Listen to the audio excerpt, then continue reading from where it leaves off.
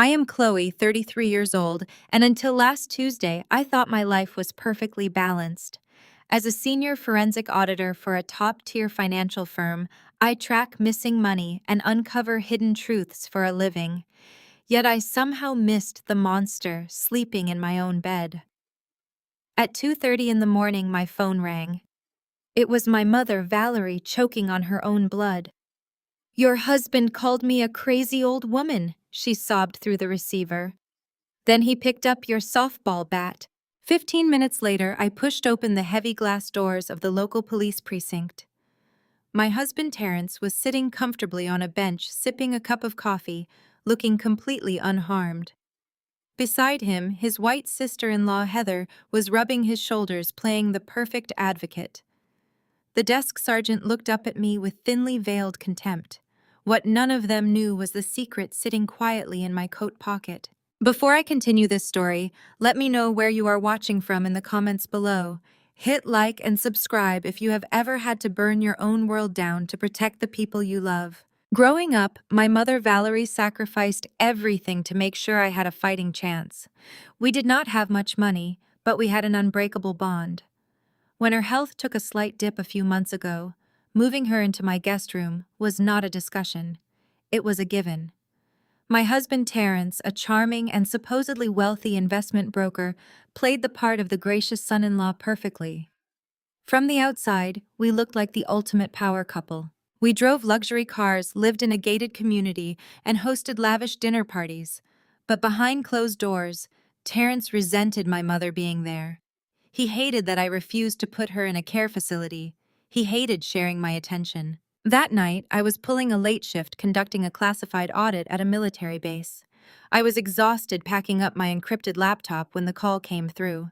The sound of my mother struggling to breathe is something that will haunt me forever. She told me Terrence had come home enraged. He had cornered her in the kitchen, hurled insults at her, and then grabbed the aluminum softball bat I kept by the back door. I did not scream. I did not panic. I simply ended the call, dialed emergency services to send an ambulance to my address, and drove straight to the precinct. Walking into that station, the air was thick with the bitter smell of cheap coffee and institutional cleaner. Terrence was sitting there in his tailored suit, not a single hair out of place. Heather, married to Terrence, older brother Jamal, was hovering over him. Heather had always weaponized her tears whenever it suited her, twisting every narrative so she and her extended family looked like the victims. As I approached the front desk, I could hear her pleading with Sergeant Jenkins. "She is unhinged, officer," Heather was saying, her voice trembling with manufactured distress. "Terrence is the real victim here. His mother-in-law has been aggressive for months. She attacked him first, and he just barely managed to get away." I stood there, my blood turning to ice. Terrence looked up and met my gaze. There was no remorse in his eyes, only a cold, calculating arrogance. He stood up, smoothing out his expensive tie. "She has always been jealous of what I provide for you, Chloe," Terrence said, loud enough for the entire precinct to hear. "She is a bitter woman who could not keep her own husband, and she tried to take her frustration out on me. I had to defend myself." Sergeant Jenkins, a burly man with a tired expression, looked at me with warning in his eyes. "Ma'am," he said sternly, "you need to calm down and lower your voice, or I will have you removed from this station. We are processing your husband's statement." The sheer audacity of the situation almost made me laugh. I had not spoken a single word. I had not raised my voice. I had not shed a single tear. In my line of work, you learn very quickly that emotions lose arguments, but raw data wins wars. I looked at Heather, who was clutching a tissue to her chest, and then at Terrence, who was already acting like a man who had gotten away with the perfect crime. I reached into my coat pocket and pulled out my smartphone. I unlocked the screen, opened a specific security application, and slid the device across the scratched wooden counter of the police desk. "I suggest you watch this before you finish processing his statement," I told the sergeant, my voice eerily calm. Last week, I had noticed items in my home office being moved. Sensitive financial documents seemed slightly out of place. Because I deal with high-level corporate audits, I take security extremely seriously. I had quietly installed a high-definition hidden camera, disguised as a charging block, on my bookshelf. It provided a sweeping crystal-clear view of the hallway and the kitchen. Sergeant Jenkins frowned, but he looked down at the glowing screen. I tapped the play button. The audio filled the quiet precinct. Terrence's voice echoed from the small speaker, cruel and slurred. The video clearly showed my mother backing away, her hands raised defensively. It showed Terrence grabbing the heavy aluminum bat. It showed the first swing. It showed the unprovoked, brutal reality of what my husband truly was. The color completely drained from Sergeant Jenkins' face. He watched the screen in horrified silence, his jaw physically dropping as the truth played out right in front of him. The smug, protective mask slipped right off Heather's face as she heard the unmistakable sound of the bat connecting with my mother. "Ma'am," the sergeant stammered, looking up at me with wide, terrified eyes. "Please let me explain. I had no idea." "Save it," I said coldly. "Arrest him." Sergeant Jenkins immediately stepped out from behind the desk, signaling to two other officers. They moved swiftly, grabbing Terrence by the arms and spinning him around. The sound of handcuffs clicking tightly into place was the most satisfying noise I had ever heard. Terrence struggled, his charming facade instantly vanishing, replaced by pure panic and unfiltered rage. Heather backed away, her hands covering her mouth, the fake tears completely forgotten now that the truth was undeniable. But Terrence was a cornered animal, and cornered animals always try to bite. As the officers yanked him toward the holding cells, he dug his heels into the floor and leaned his head back toward me. The arrogant smirk returned to his face, twisted and deeply ugly. "Have fun paying for the ICU, Chloe," he hissed, his voice dripping with malice. "I drained our joint accounts yesterday. I took every last dime. And I canceled your mother's health insurance this morning. You have absolutely nothing." The officers dragged him away down the corridor, leaving his threat hanging in the heavy air of the precinct. He genuinely believed he had crippled me.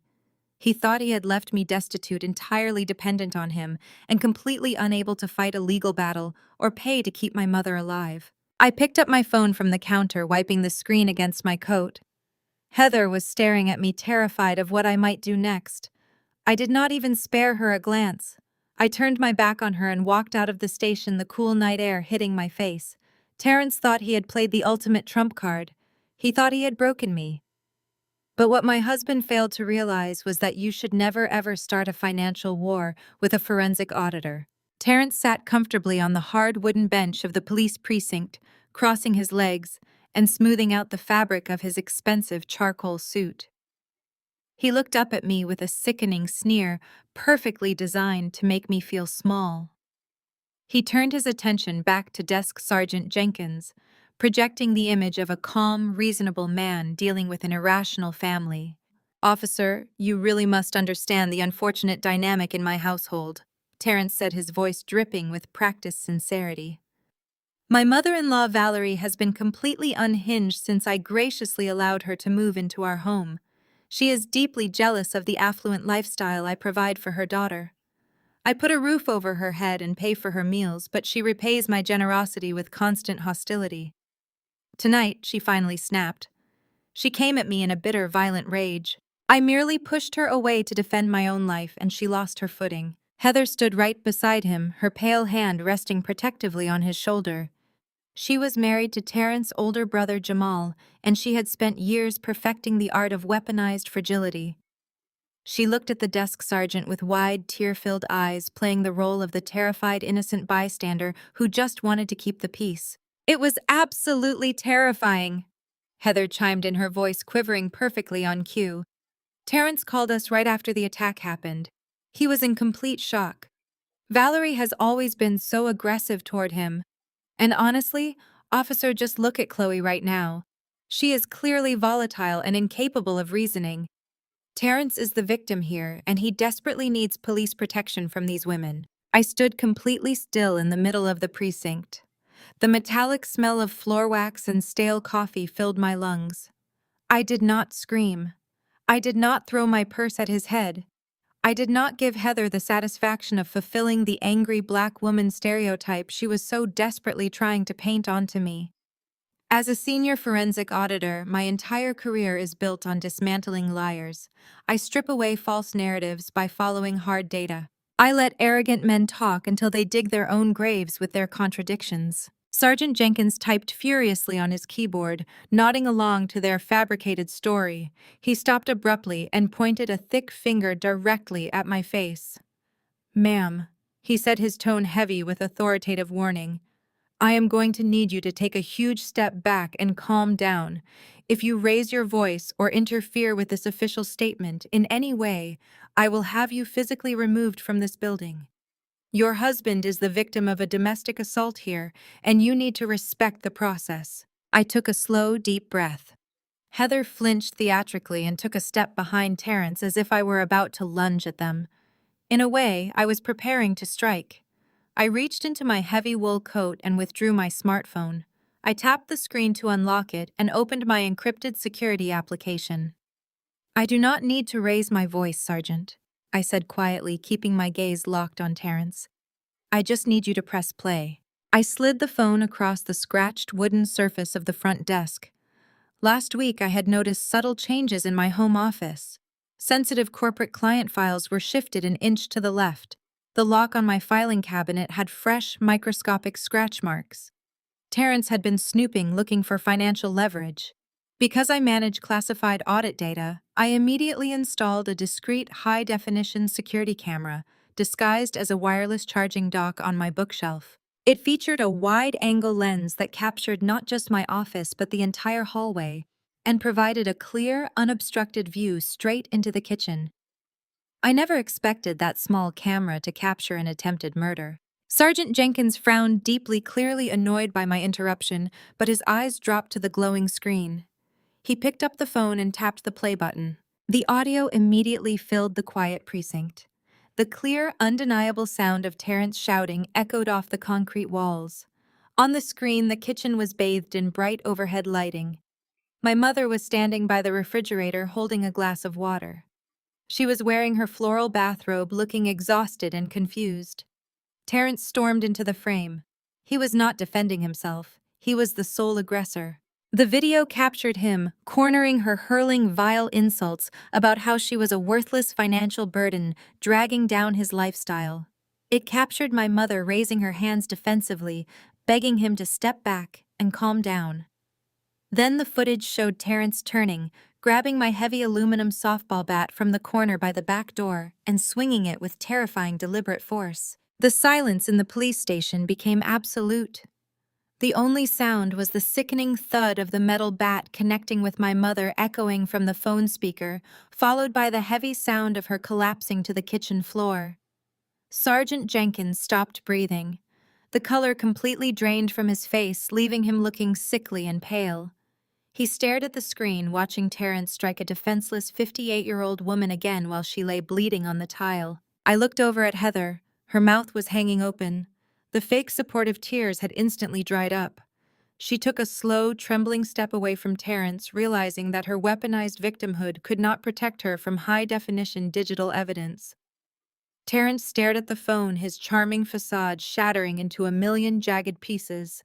The arrogant, confident slump of his shoulders turned into rigid, suffocating panic. "Ma'am," the sergeant stammered, looking up at me with wide, terrified eyes. "Please let me explain. I had no idea." "Save it," I said, my voice cold as ice. "Arrest him right now." Sergeant Jenkins did not say another word to me. He slammed his hand down on the radio dispatch button on his desk and barked an urgent code. Two heavy-set officers immediately emerged from the back corridor. They did not ask Terrence politely to stand up. They grabbed him by the arms, hoisted him off the wooden bench, and slammed him face first against the concrete wall. Terrence shouted in protest, demanding they stop yelling that the video was taken out of context and that he had a powerful lawyer. The sound of heavy steel handcuffs clicking tightly around his wrists was the most beautiful music I had ever heard. Heather backed away, her hands shaking violently as she pulled out her phone, undoubtedly to call her husband Jamal and tell him their golden boy was going down. "Officer, I did not know," she stammered, her voice high and panicked. "I swear I was just repeating what he told me on the phone. I had no idea he actually hit her.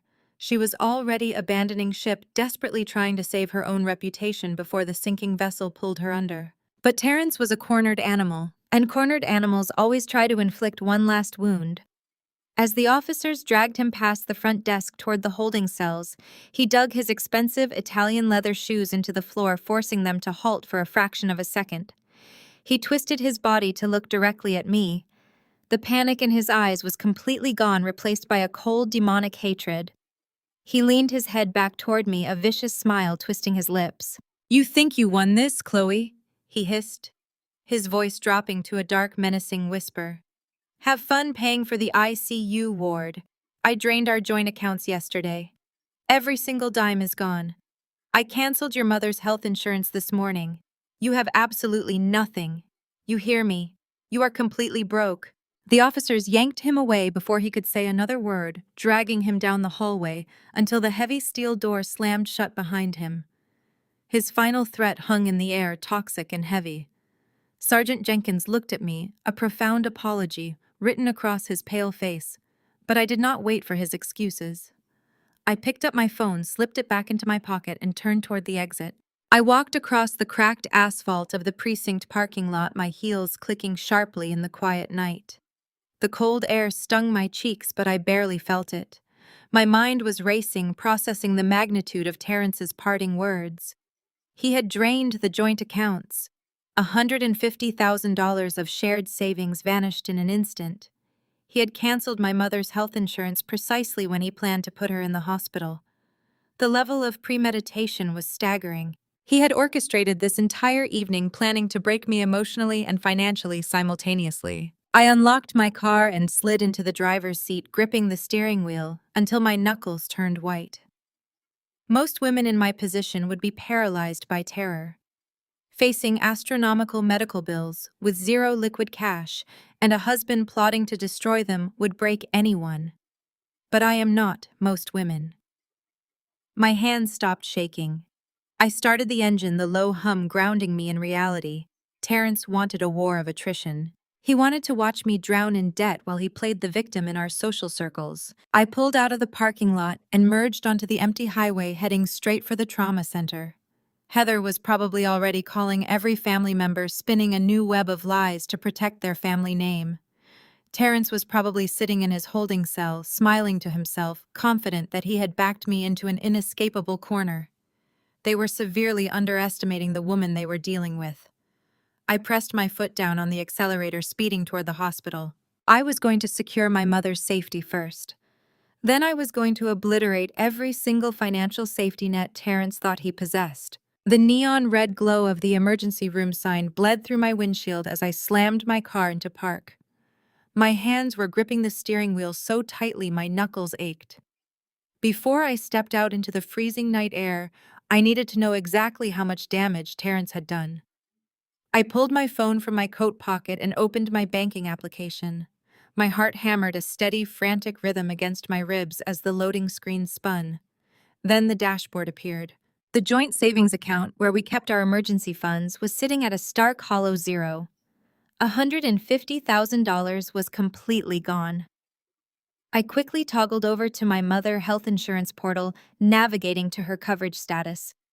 The bright red text blared across the screen, confirming that the policy had been manually canceled by the primary account holder less than 24 hours ago. Terrence had not acted in a momentary fit of rage. This was a calculated, premeditated strike.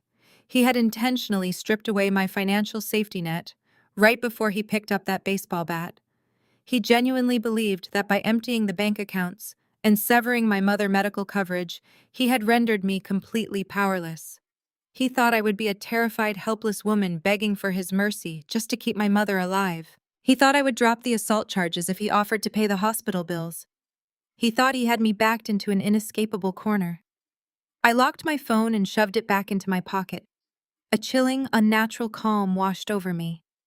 I stepped out of the car and walked through the sliding glass doors of the trauma center. The sterile smell of antiseptic and rubbing alcohol hit me the moment I crossed the threshold. A nurse directed me to the intensive care unit on the third floor. Walking down that brightly lit corridor felt like moving underwater. When I finally reached my mother room, the sight of her nearly brought me to my knees. Valerie, the woman who had worked double shifts at a textile plant to ensure I could go to college without drowning in student loans, was lying in a hospital bed surrounded by a chorus of beeping monitors. Her rich brown skin was marred by deep purple and black bruising. Her left arm was heavily bandaged, and a thick brace stabilized her neck. She looked so small buried under the thin white hospital blankets. I walked over and gently took her uninjured hand in mine. Her fingers felt like ice. I stood there listening to the rhythmic hissing of the oxygen machine, and I made a silent vow. I was going to dismantle my husband's life piece by piece. I was going to tear down his reputation, his finances, and his freedom, until there was absolutely nothing left of the arrogant man who had put my mother in this bed. Before I could even process the depth of my own anger, loud, heavy footsteps echoed from the hallway outside. I turned toward the doorway just as Terrence's older brother Jamal stormed into the intensive care waiting area. Right behind him was Heather, his white wife clutching a designer handbag to her chest like a shield. Terrence had obviously used his one phone call from the precinct to deploy his family. Instead of asking a single doctor or nurse about my mother's condition, Heather immediately walked up to the nearest nurse's station and began a theatrical display of weaponized fragility. "Excuse me," Heather said, her voice trembling as she forced large crocodile tears to spill down her pale cheeks. "We are dealing with a severe domestic crisis. My brother-in-law is being falsely accused by an incredibly hostile woman, and we are terrified she might cause a scene here. You need to call security. She is extremely aggressive, and I do not feel safe with her in this building." I stepped out of my mother room and walked slowly into the waiting area. I did not raise my voice. I did not wave my arms. I knew exactly what Heather was trying to do.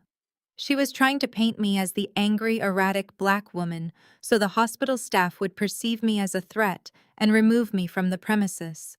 The charge nurse looked at me warily, her hand hovering near the telephone on her desk. "I am the patient daughter," I said, my voice quiet and perfectly measured. "I am her medical proxy, and I have my identification right here. These two individuals are related to the man who was just arrested for violently assaulting my mother. They have no relation to the patient, and they are not authorized to be on this floor." The nurse's expression instantly shifted from wary to fiercely protective. She picked up the phone and dialed security, asking them to escort two disruptive visitors out of the intensive care waiting area. Heather gasped, pressing a hand dramatically to her chest. Jamal stepped forward, puffing out his chest in a pathetic attempt to intimidate me. "You should have just stayed in your lane, Chloe." Jamal sneered, his voice dripping with condescension. "You think you can just throw my brother in a cage?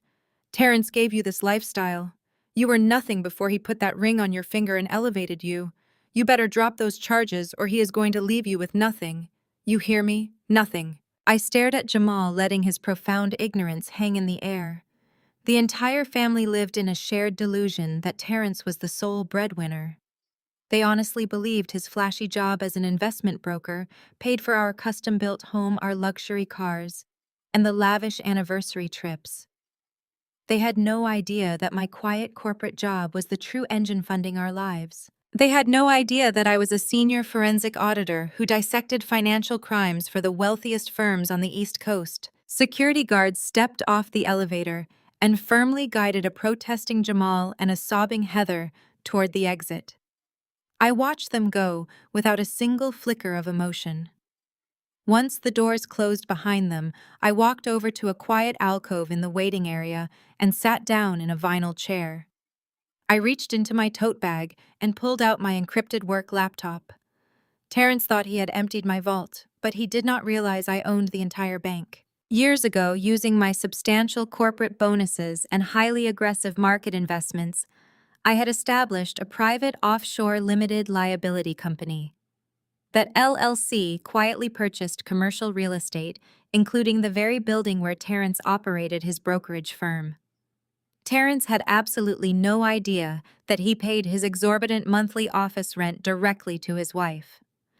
My hidden wealth was entirely legally separated from our marital assets. I booted up my laptop, the screen casting a pale blue glow across my face.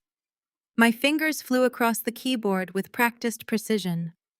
I logged into my offshore corporate accounts, bypassing layers of biometric security. I immediately initiated a wire transfer of $500,000 directly to the hospital billing department to establish an untouchable escrow account for my mother care. I wanted the absolute best neurosurgeon's private rehabilitation suites and around-the-clock security for Valerie. Money was not an object. With my mother's safety financially secured, I went hunting for the $150,000 Terrence thought he had cleverly stolen from me. He was an amateur trying to play a professional game. I accessed the digital ledger of our drained joint account and pulled the specific routing numbers he had used to transfer the funds. Using proprietary forensic tracking software, I traced his digital footprint. Terrence had tried to be smart by bouncing the money through a dummy corporation in Delaware, but his execution was sloppy. I followed the electronic breadcrumbs straight through a series of shell companies until the money landed in an offshore account located in the Cayman Islands. I deployed a few legal backdoors I regularly use during high-level corporate fraud investigations to bypass the account surface encryption. I needed to see exactly how the account was structured so I could hand it over to my attorney.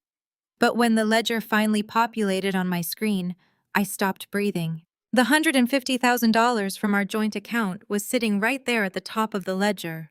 But below it were dozens of other massive incoming wire transfers, 200,000 here, 400,000 there. The total balance of Terrence's hidden offshore account was sitting at just over $7 million. I narrowed my eyes and cross-referenced the origin names on those incoming wire transfers. Every single name matched the client roster Terrence kept on his home office desk, and every single one of those clients was over the age of 70. A cold, predatory smile spread across my face as the pieces locked into place. Terrence was not just a domestic abuser. He was not just a petty thief who drained his wife's savings account. My arrogant, untouchable husband had been running a massive systematic embezzlement scheme, stealing millions of dollars from his elderly, vulnerable investors. He thought he was a genius for hiding his tracks.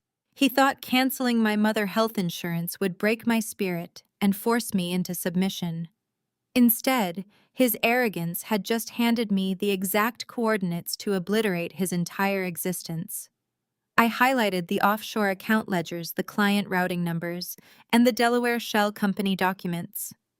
I compiled everything into a heavily encrypted file and saved it to an external flash drive. Terrence had started a war over $150,000. He had no idea I was about to drop the full weight of the federal government directly onto his head. I closed my laptop, the satisfying click echoing in the quiet hospital alcove. The real game had just begun. The sliding glass doors of the emergency room parted with a mechanical hiss, granting me entry into a world of blinding fluorescent light and the sharp metallic scent of rubbing alcohol. I bypassed the chaotic waiting area and walked straight to the main reception desk, flashing my identification. The triage nurse took one look at my face and immediately directed me to the third-floor intensive care unit. Every step I took down those sterile white corridors felt like walking through heavy water. The ambient noise of the hospital faded into a dull drone, replaced entirely by the frantic pounding of my own pulse in my ears. When I finally reached the heavy double doors of the ICU, the charge nurse met me with a somber expression, guiding me to room 4. Nothing in my 33 years of life could have prepared me for the sight of my mother lying in that bed. Valerie, the fiercely independent woman who had worked double shifts at a textile plant to ensure I could graduate debt-free, was buried under a tangle of wires and monitors. Her rich brown skin was marred by deep, terrifying shades of purple and black. A thick, rigid brace immobilized her neck and her left arm was heavily casted. The rhythmic hissing of the ventilator pushing air into her lungs sounded unnaturally loud in the quiet room. I walked over to the bedside and gently wrapped my hands around her uninjured fingers. They felt like ice. A profound, shattering grief threatened to bring me to my knees, but I forced it down. In my line of work, you learn that emotion is a liability when you are dealing with a predator.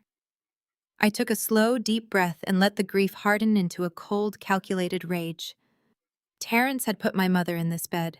Now I needed to see exactly how thoroughly he had prepared for his exit strategy. I reached into my pocket, pulled out my smartphone, and opened my primary banking application.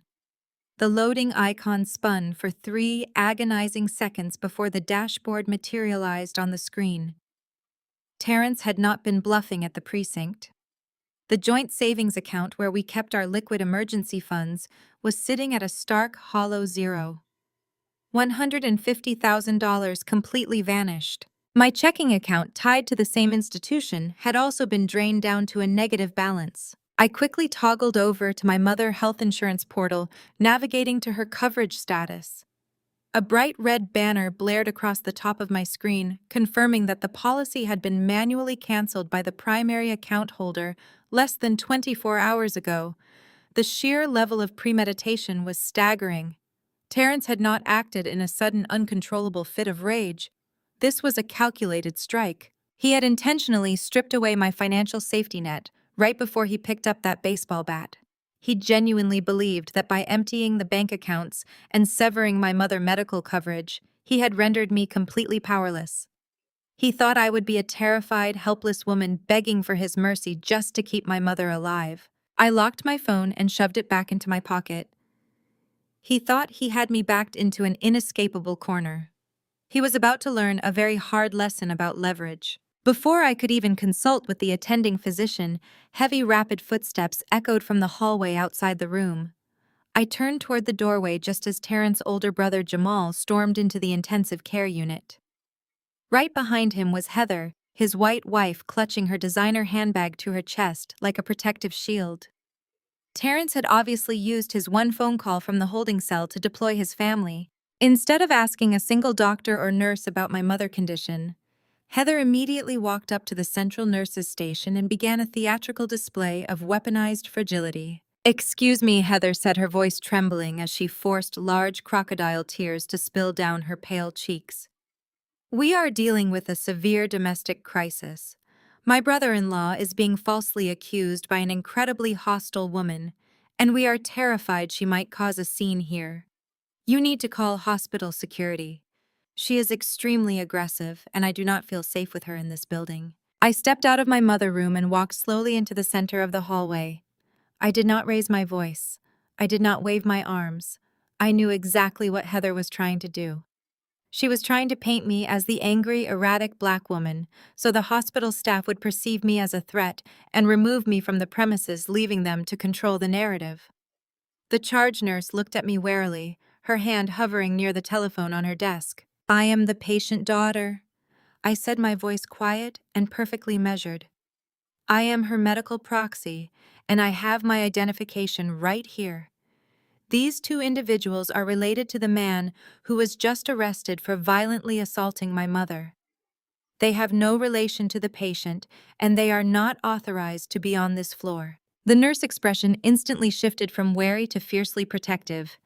She picked up the phone and dialed security, asking them to escort 2 disruptive visitors out of the intensive care unit. Heather gasped, pressing a hand dramatically to her chest. Jamal stepped forward, puffing out his chest in a pathetic attempt to intimidate me. "You should have just stayed in your lane, Chloe," Jamal sneered, his voice dripping with condescension. "You think you can just throw my brother in a cage? Terrence gave you this lifestyle. You were nothing before he put that ring on your finger and elevated you. You better drop those charges, or he is going to leave you with absolutely nothing. You hear me? Nothing." I stared at Jamal, letting his profound ignorance hang in the air between us. The entire family lived in a shared delusion that Terrence was the sole breadwinner. They honestly believed his flashy job as an investment broker paid for our custom-built home, our luxury cars, and the lavish anniversary trips. They had no idea that my quiet corporate job was the true engine funding our lives. They had no idea that I was a senior forensic auditor who dissected financial crimes for the wealthiest firms on the East Coast. 2 broad-shouldered security guards stepped off the elevator and firmly guided a protesting Jamal and a sobbing Heather toward the exit. I watched them go without a single flicker of emotion. Once the heavy doors closed behind them, I walked over to a quiet, empty family consultation room at the end of the hall and locked the door behind me.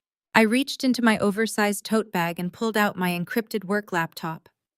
Terrence thought he had emptied my vault, but he did not realize I owned the entire bank. Years ago, using my substantial corporate bonuses and highly aggressive market investments, I had established a private offshore limited liability company. That LLC quietly purchased commercial real estate across the city, including the very building where Terrence operated his brokerage firm. Terrence had absolutely no idea that he paid his exorbitant monthly office rent directly to his wife.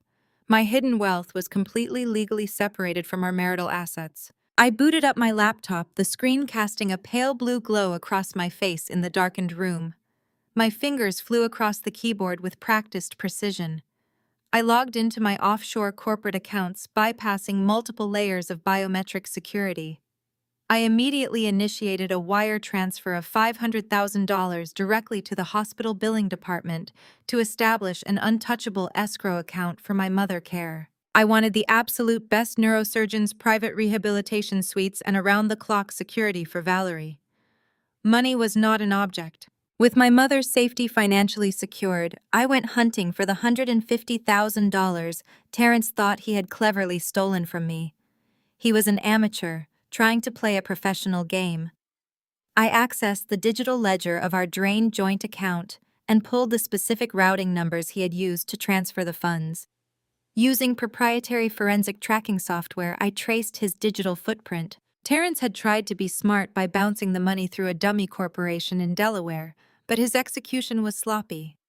I followed the electronic breadcrumbs straight through a series of shell companies until the money landed in an offshore account located in the Cayman Islands. I deployed a few legal backdoors I regularly use during high-level corporate fraud investigations to bypass the account surface encryption.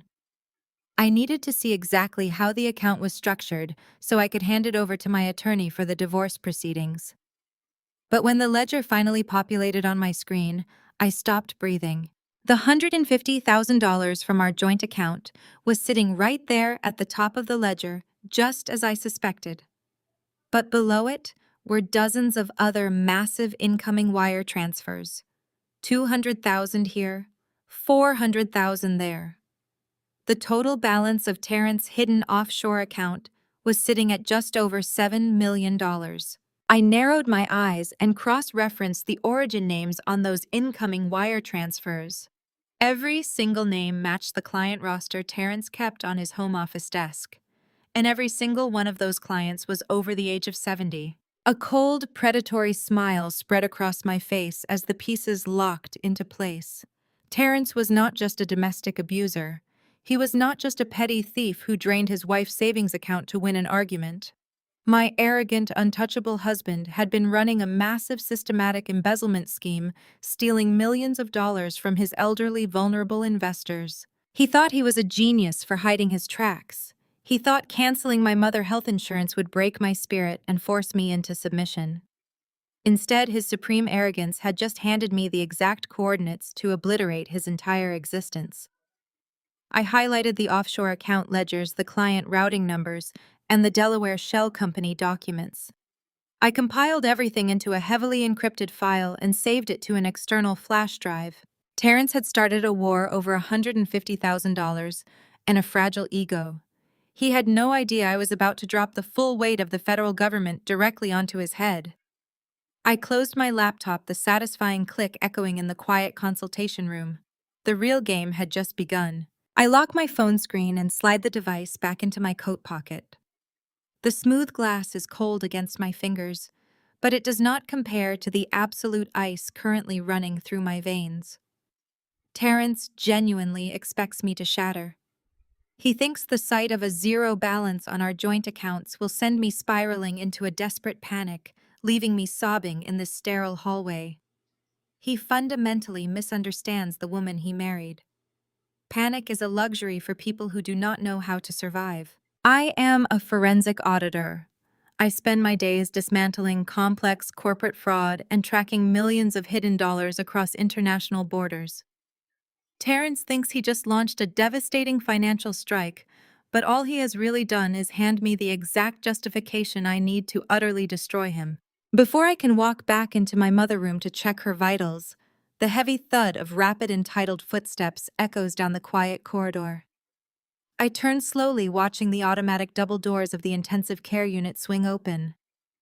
It is Jamal, my husband's older brother, walking with his chest puffed out in that familiar, arrogant swagger. Right behind him is his wife Heather, clinging to his arm. Heather is a white woman who has spent the last 5 years inserting herself into our family dynamics, while subtly positioning herself as the fragile, delicate victim in every minor disagreement. Tonight, she has clearly dressed for a performance. Her hair is perfectly messy, her designer cardigan is hastily thrown over her shoulders, and she is already clutching a crumpled tissue. They do not even glance toward room 4, where my mother is currently fighting for her life, hooked up to a ventilator with a fractured skull. Valerie, the woman who cooked them countless Thanksgiving dinners and knitted blankets for their housewarming, is bleeding less than 50 feet away. They do not care. They did not rush to this hospital to check on an elder. They came here to run damage control for the golden boy of their family. Heather bypasses me entirely and marches straight up to the central nurses' station. She slaps her hand against the high counter, ensuring she has the immediate attention of the charge nurse and the 2 orderlies standing nearby. "Excuse me," Heather says, her voice instantly adopting a high-pitched trembling vibrato. "We have a severe domestic crisis happening right now. My brother-in-law is currently locked in a police precinct because he is being falsely accused of assault by a very hostile and irrational woman." The charge nurse pauses her typing, looking up over her glasses with a mixture of confusion and concern. Heather points a shaking, manicured finger directly at me.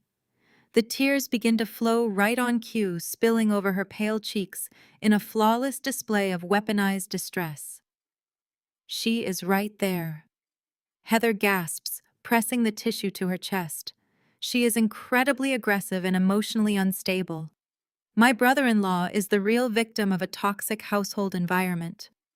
He was just defending himself from her mother, but now Chloe is trying to ruin his life. "You need to call hospital security right now and have her removed from this floor. I do not feel safe with her standing there. She might do something violent." I stand completely still, my feet rooted to the linoleum floor. I understand the historical and cultural weight of exactly what Heather is attempting to do.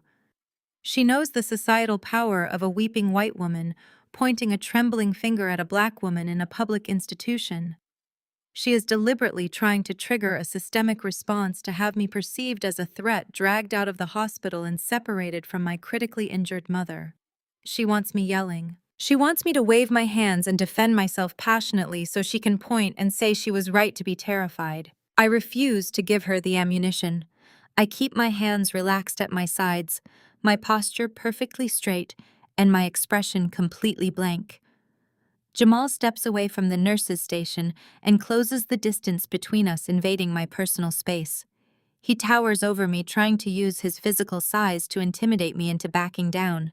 "You need to drop those charges right now, Chloe." Jamal sneers, his voice low and dripping with condescension.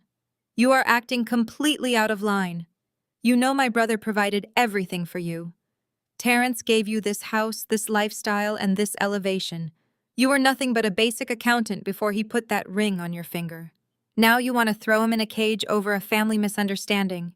You need to know your place and fix this before he leaves you with absolutely nothing." I look up at Jamal, letting his profound, staggering ignorance hang in the heavy hospital air. The entire family shares this ridiculous delusion. Because Terrence wears custom-tailored suits and works as an investment broker, they honestly believe he is the sole financial pillar of our marriage. They think his flashy commissions pay for the custom-built home we live in and the luxury cars sitting in our driveway. They have absolutely no idea that my corporate salary bonuses and quiet offshore investments have been subsidizing his extravagant facade for the past 3 years. I let Jamal bask in his arrogant assumptions. I will not educate him tonight. Instead, I step gracefully around Jamal, neutralizing his attempt to block my path. I walk calmly up to the nurse's station, standing a comfortable professional distance away from Heather. I do not look at her. I address the charge nurse directly. "My name is Chloe, and I am the daughter of the patient in room 4. I say, my voice steady, quiet, and devoid of any aggressive inflection. I am her legally designated medical proxy, and I have my government identification and the power of attorney paperwork right here in my bag. These two individuals are related to the man who was just arrested by the local precinct for violently assaulting my mother with a baseball bat. They have no biological or legal relation to the patient in that room. They are attempting to cause a disturbance in a critical care ward, and they are not authorized to be on this floor. The charge nurse, a seasoned professional who deals with real trauma and authentic grief every single night, looks from my calm, collected face to Heather theatrical sobbing. The nurse expression instantly shifts from cautious to fiercely protective. She does not even respond to Heather. She simply picks up the heavy red telephone on her desk and dials hospital security. "I need 2 officers to the 3rd floor ICU. Immediately, the nurse says, her eyes locked on Jamal. "We have 2 unauthorized individuals causing a disturbance and harassing a patient family member. They need to be escorted off the property." Heather gasps, stepping back from the counter as if she has been physically struck. Her tears instantly dry up, replaced by a look of stunned outrage. She is genuinely shocked that her performance failed to override standard hospital protocol and hard facts. Jamal's face contorts with anger. He steps forward, pointing a warning finger at the nurse, demanding to speak to a hospital administrator, claiming they have a right to be there to check on their family member. The heavy elevator doors slide open with a loud ding.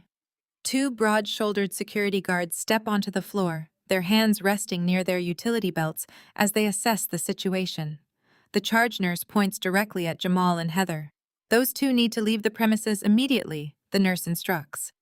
"If they refuse to exit the building, I want you to call the local precinct and have them cited for trespassing." Jamal opens his mouth to argue, but the larger of the 2 guards steps directly into his path, blocking him from moving any closer to me. The guard strictly orders them to turn around and walk toward the elevators. Heather grabs Jamal's arm, pulling him back, her previous bravado completely crumbling now that actual authority figures are involved. She does not want to risk a public scene that could end with her in handcuffs. As they are backed into the elevator, Jamal glares at me over the security guard's shoulder. "You are going to regret this, Chloe," he shouts, the metal doors beginning to slide shut. "Terrence is going to take every dime you have. You are going to be left with nothing. You hear me? Nothing." The doors slide shut, cutting off his empty threats. The silence that settles over the intensive care unit is immediate and deeply satisfying. The charge nurse gives me a sympathetic nod before returning to her charts, quietly ensuring I have the space I need. I stand alone in the corridor, breathing in the sterile air. They genuinely think they have won. Terrence sitting in his holding cell and Jamal running interference, both believe that a drained savings account means I am currently helpless and drowning in despair. They think my lack of hysterics is just shock. I walk away from the nurse's station and find a secluded, empty family consultation room near the end of the hall. I step inside, close the door, and lock it. The room is dark, except for the faint amber glow of a street lamp filtering through the blinds. I reach into my oversized leather tote bag and pull out my encrypted, heavy-duty work laptop. I set it on the small circular table and flip open the screen. It is time to show my husband what financial ruin actually looks like. I pull the flash drive from my laptop and tuck it safely into the hidden zipper compartment of my tote bag. I spend the rest of the night sitting in the hard plastic chair beside my mother, holding her cold hand. By the time the sun rises over the city, casting a pale morning light through the hospital blinds, my plan is entirely locked into place. Terrence makes bail within 48 hours. I know this because the automated victim notification system pings my phone while I am reviewing my mother's physical therapy schedule. He uses his high-powered connections and a highly paid defense attorney to convince a judge that he is not a flight risk. The moment he steps out of that precinct, he immediately goes to war. He does not reach out to apologize. He does not ask if Valerie is going to survive. Instead, he launches a calculated, ruthless smear campaign designed to destroy my reputation before I can even begin to tell my side of the story. Our affluent African-American social circle is tight-knit and heavily centered around our local church. By Sunday morning, my phone is blowing up with concerned and probing text messages from women I have known for years. Terrence has been calling the deacons the elders, and every influential couple we know. He spins a masterful, tragic tale. He tells them that the stress of my high-pressure corporate job finally caused me to have a complete psychological breakdown. He claims that I manipulated a minor argument between him and my mother, and that I am trying to frame him with doctored video footage so I can steal his assets in a divorce. He plays the heartbroken, devoted husband perfectly. Then Heather enters the chat. She takes the character assassination global. Heather takes to her perfectly curated social media accounts, posting a series of tearful videos. She sits in her immaculate living room, dabbing her eyes and talking about how her innocent brother-in-law is being falsely accused by an angry, aggressive woman. She uses all the right buzzwords to weaponize her white fragility. She claims she feels unsafe. She claims she is terrified for her husband Jamal, because my hostility is tearing their peaceful family apart. Her followers eat it up, validating her victimhood with thousands of sympathetic comments.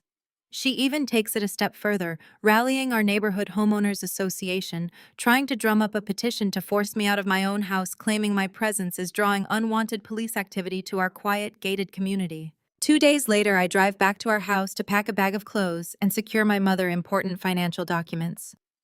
The moment I pull my car into the driveway, Jamal steps out from his front yard across the street and marches over. He stands in my driveway, blocking my path to the front door, his chest puffed out with unearned authority. "You have lost your mind, Chloe," Jamal shouts, his voice echoing off the brick facades of our expensive neighborhood. "We are getting you removed from this community. You are a disgrace. You should have just stayed in your lane. Terrence gave you this lifestyle. You were nothing before he elevated you, and now you are trying to ruin a good black man reputation because you are bitter." I stand by my car door looking at Jamal's perfectly manicured lawn and the shiny new luxury SUV sitting in his driveway. An SUV that Terrence paid for, using the stolen retirement funds of a 72-year-old woman named Beatrice. Jamal and Heather have been living large on the blood and sweat of elderly investors, and they are too ignorant to even realize it. I do not yell back. I do not defend myself. I just look at him with a calm pity that makes his jaw clench in frustration. "You should really check the deed to that house, Jamal," I say, my voice dangerously quiet. "You might want to know who actually owns the roof over your head before you start throwing stones." I walk past him, unlock my front door, and step inside, leaving him standing in the driveway, completely confused by my total lack of fear. I refuse to defend myself on the neighborhood apps or in the church group chats. Silence is the most terrifying response you can give to a narcissist. It deprives them of the fuel they need to keep their narrative spinning. Instead of engaging in petty public arguments, I drive straight downtown to a sleek, high-rise building to meet with Maya. Maya is my best friend and the most ruthless, high-powered attorney in the city. She does not play defense, she only plays offense. I walk into Maya's corner office and drop my heavy tote bag onto one of her leather guest chairs. She takes one look at my face and immediately closes her office door, locking it from the inside. She knows me better than anyone, and she knows that when I am this quiet, someone is about to lose everything. "Terrence is trying to fast-track a divorce," Maya says, pulling up a digital file on her large monitor. "His defense attorney is trying to force the sale of the marital home and liquidate your shared assets before his criminal trial for the assault begins. They are trying to drain you dry so you cannot afford a private prosecutor or long-term medical care for Valerie." Right on cue, my phone buzzes. I look down at the screen. It is an email notification from Terrence's legal team officially serving me with an emergency divorce petition. I open the document and read the demands. Terrence is requesting immediate spousal support, claiming that my false allegations have caused him severe emotional distress and an inability to work. He is demanding half of my corporate retirement accounts, the forced sale of our house, and exclusive ownership of his brokerage firm. A genuine smile touches my lips for the first time since the night of the attack. I look up at Maya, who is watching me closely. I sign the digital receipt of service with a quick tap of my finger, acknowledging that I have received his ridiculous demands. Then I reach into the hidden compartment of my bag and pull out the encrypted flash drive. I toss it onto Maya's glass desk, where it lands with a sharp metallic clatter. "Let him take me to family court," I say, my voice ringing with absolute certainty. Let him stand under oath in front of a judge and swear that he is a bankrupt victim. I want him legally bound to his lies right before the federal agents walk into the courtroom. Maya picks up the flash drive, a slow, dangerous smile spreading across her face. What exactly is on this drive, Chloe? She asks, already knowing it is going to be devastating. Everything, I reply. The routing numbers, the offshore accounts, the shell companies, and the entire client list he has been embezzling from. He thought he took $150,000 from me, but he forgot who he married. Terrence owns absolutely nothing, and by the time we are done with him, he is going to wish he had never picked up that bat. I pull the encrypted flash drive from my laptop and slip it into the hidden zippered pocket of my tote bag. The digital execution order is securely tucked away. I spend the rest of the weekend sitting in the hard plastic chair beside my mother, holding her fragile hand as she drifts in and out of consciousness. The doctors say the swelling in her brain is stabilizing, but the road to recovery will be long and brutal. By the time the sun rises on Sunday morning, casting a pale light through the hospital blinds, my plan is entirely locked into place. Terrence makes bail within 48 hours. I know this because the automated county victim notification system sends a cold mechanical text to my phone while I am reviewing my mother physical therapy schedule. He uses his high-powered connections and a massively expensive defense attorney to convince a judge that he is an upstanding citizen and not a flight risk. The moment he steps out of that precinct, he immediately goes to war. He does not call to apologize. He does not ask if the woman he beat with a baseball bat is going to survive. Instead, he launches a calculated, ruthless smear campaign designed to completely destroy my reputation before I can even begin to tell my side of the story. Our affluent African-American social circle is tight-knit and heavily centered around our local church. We attend a massive congregation filled with doctors, lawyers, and executives, where appearances are everything and gossip is the primary currency.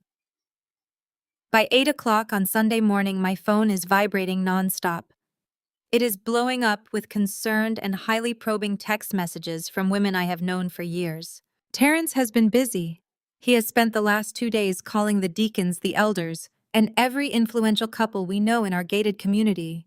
He spins a masterful tragic tale, tapping into every ugly stereotype he can find. He tells the congregation that the stress of my high-pressure corporate job finally caused me to have a complete and total psychological breakdown. He claims that I manipulated a minor verbal argument between him and my mother, and that I am trying to frame him with doctored video footage so I can steal his hard-earned assets in a vicious divorce. I sit in the quiet hospital room, scrolling through the incoming messages. The audacity is staggering. Terrence plays the heartbroken, devoted black husband perfectly. He tells the pastor that he is praying for my mental health. He tells the church mothers that I have become erratic and money-hungry. The messages from my supposed friends are dripping with toxic, passive-aggressive pity. Sister Jackson, the head of the women ministry, sends a long paragraph telling me that a wife must submit to her husband and that the devil is using my ambition to destroy my marriage. Another friend, a woman I helped get a job 2 years ago, texts me to say she heard I was acting violently toward Terrence and that she hopes I find the psychiatric help I desperately need. They all believe him without a second thought, and it is easy to understand why. Over the past 3 years, Terrence has carefully bought the loyalty of that entire church. When the sanctuary needed a new roof, Terrence wrote a massive $50,000 check. When the youth ministry needed a new bus, Terrence hosted a charity golf tournament and fully funded it. He made sure his name was engraved on every plaque and printed in every Sunday bulletin. He is their golden boy, their shining example of Black excellence and corporate success. None of them know that the $50,000 check for the church roof was funded by the stolen retirement savings of a 72-year-old widow. They see his tailored suits and his charismatic smile, and they blindly swallow his narrative that I am just a bitter gold-digging wife who lost her mind. Terrence expects me to react. He expects me to log into the group chats and start screaming. He wants me to type out long, frantic paragraphs defending my character. He wants me to call the pastor and beg them to believe me. He needs me to act like the crazy, erratic woman he claims I am, so he can use my reaction as evidence in his upcoming divorce trial. I do not give him a single drop of fuel. I turn my phone on silent and place it face down on the hospital tray table. I will not compromise my dignity by arguing with people who are so easily bought and manipulated. Silence is the most terrifying response you can give to a narcissist. It deprives them of the control they desperately crave. Let them talk. Let Terrence build his house of cards as high as he possibly can. I know the foundation is made of stolen money and federal felonies. I will let him preach his innocence to the entire congregation, because when the federal agents finally put him in a cage, the humiliation will be absolute. As I sit there watching my mother's chest rise and fall with the help of the hospital machines, the door to the room gently opens. It is a delivery driver holding a massive, extravagant bouquet of white lilies. He checks the room number and sets them on the table. I pull the small card from the envelope tucked into the flowers. The message is typed out in neat, elegant font. It reads, "I am praying for your rapid mental recovery, Chloe. Please stop this madness before you ruin our family." It is signed by Terrence. He sent flowers to the intensive care unit where the woman he nearly killed is fighting for her life, just so he could establish a paper trail of his fake concern. It is a performance for his lawyers, a prop in his grand narrative of being the victimized husband trying to save his unhinged wife. I look at the beautiful, pristine white lilies. I do not throw them away. I do not tear up the card. I carefully take a photograph of the arrangement and the message, uploading it directly to my encrypted secure server. Every lie he tells, every manipulative gesture he makes is just another piece of evidence I will use to bury him. I lean back in my chair, closing my eyes for a brief moment. The church can pray for my soul all they want, but they should really be praying for Terrence, because I am going to show him no mercy. The digital assault begins exactly 48 hours after Terrence makes bail. Heather does not just whisper in the church pews. She takes the war directly to the internet, launching a meticulously orchestrated campaign of weaponized fragility across all her social media platforms.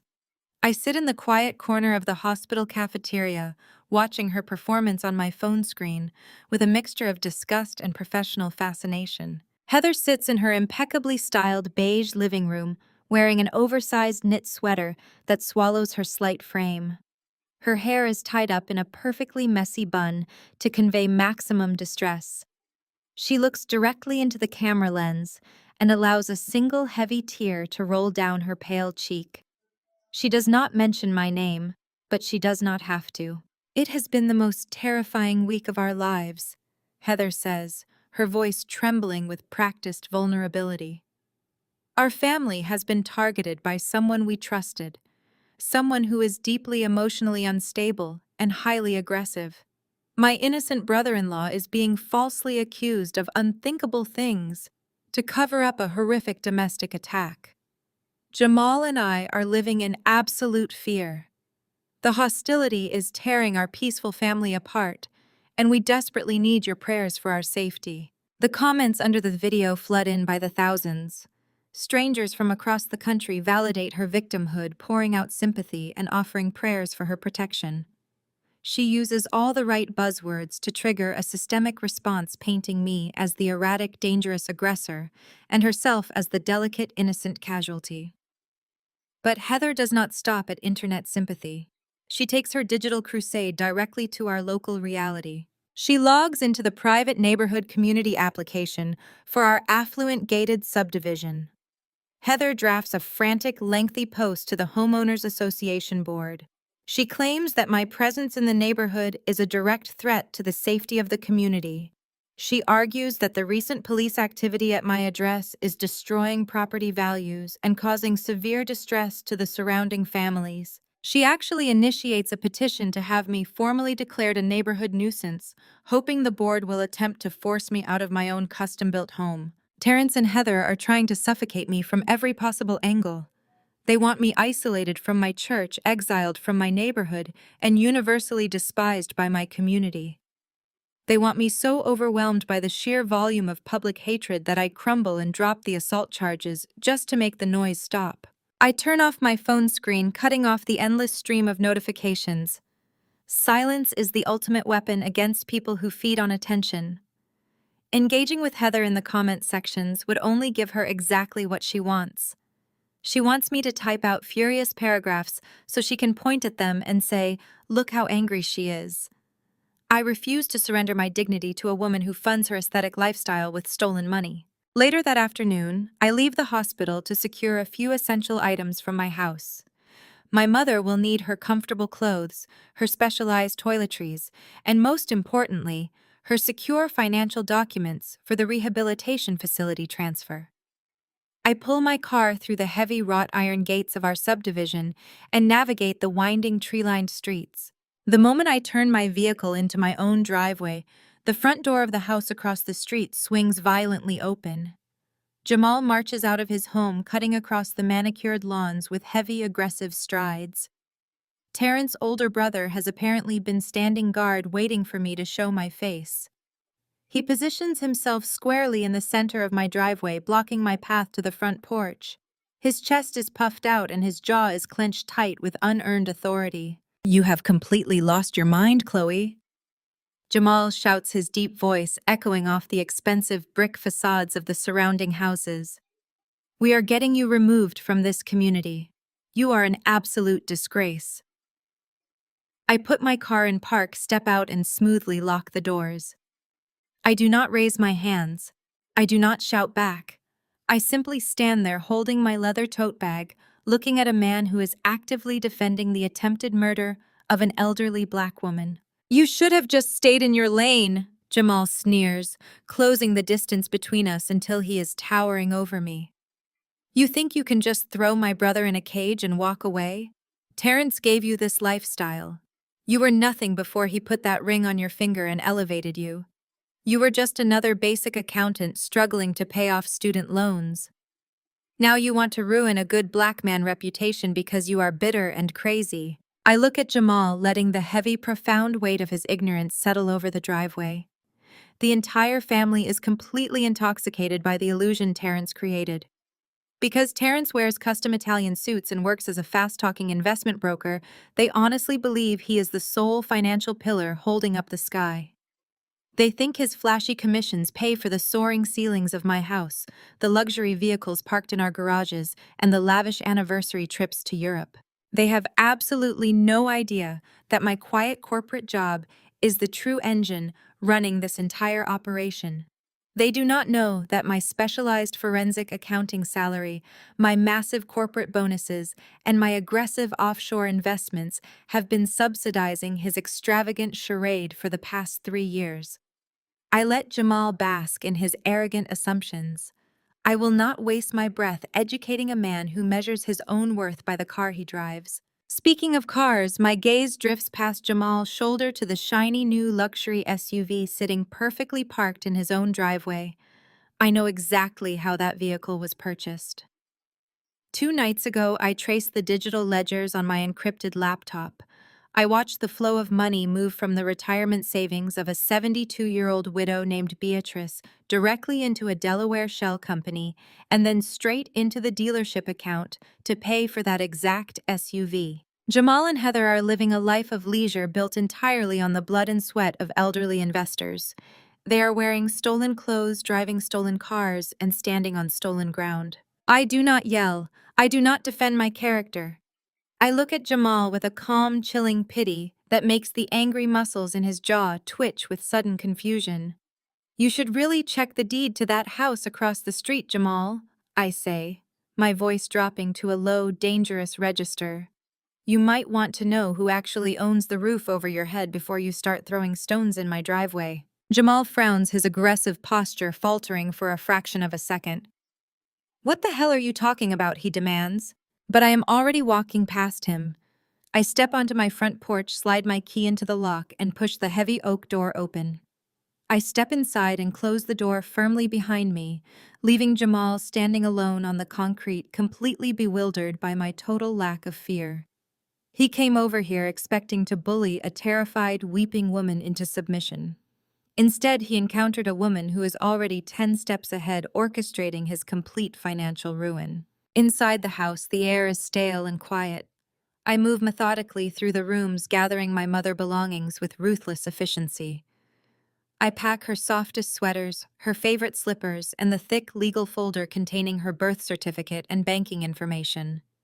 I do not linger over the framed wedding photos sitting on the mantel. I do not cry over the expensive furniture we picked out together.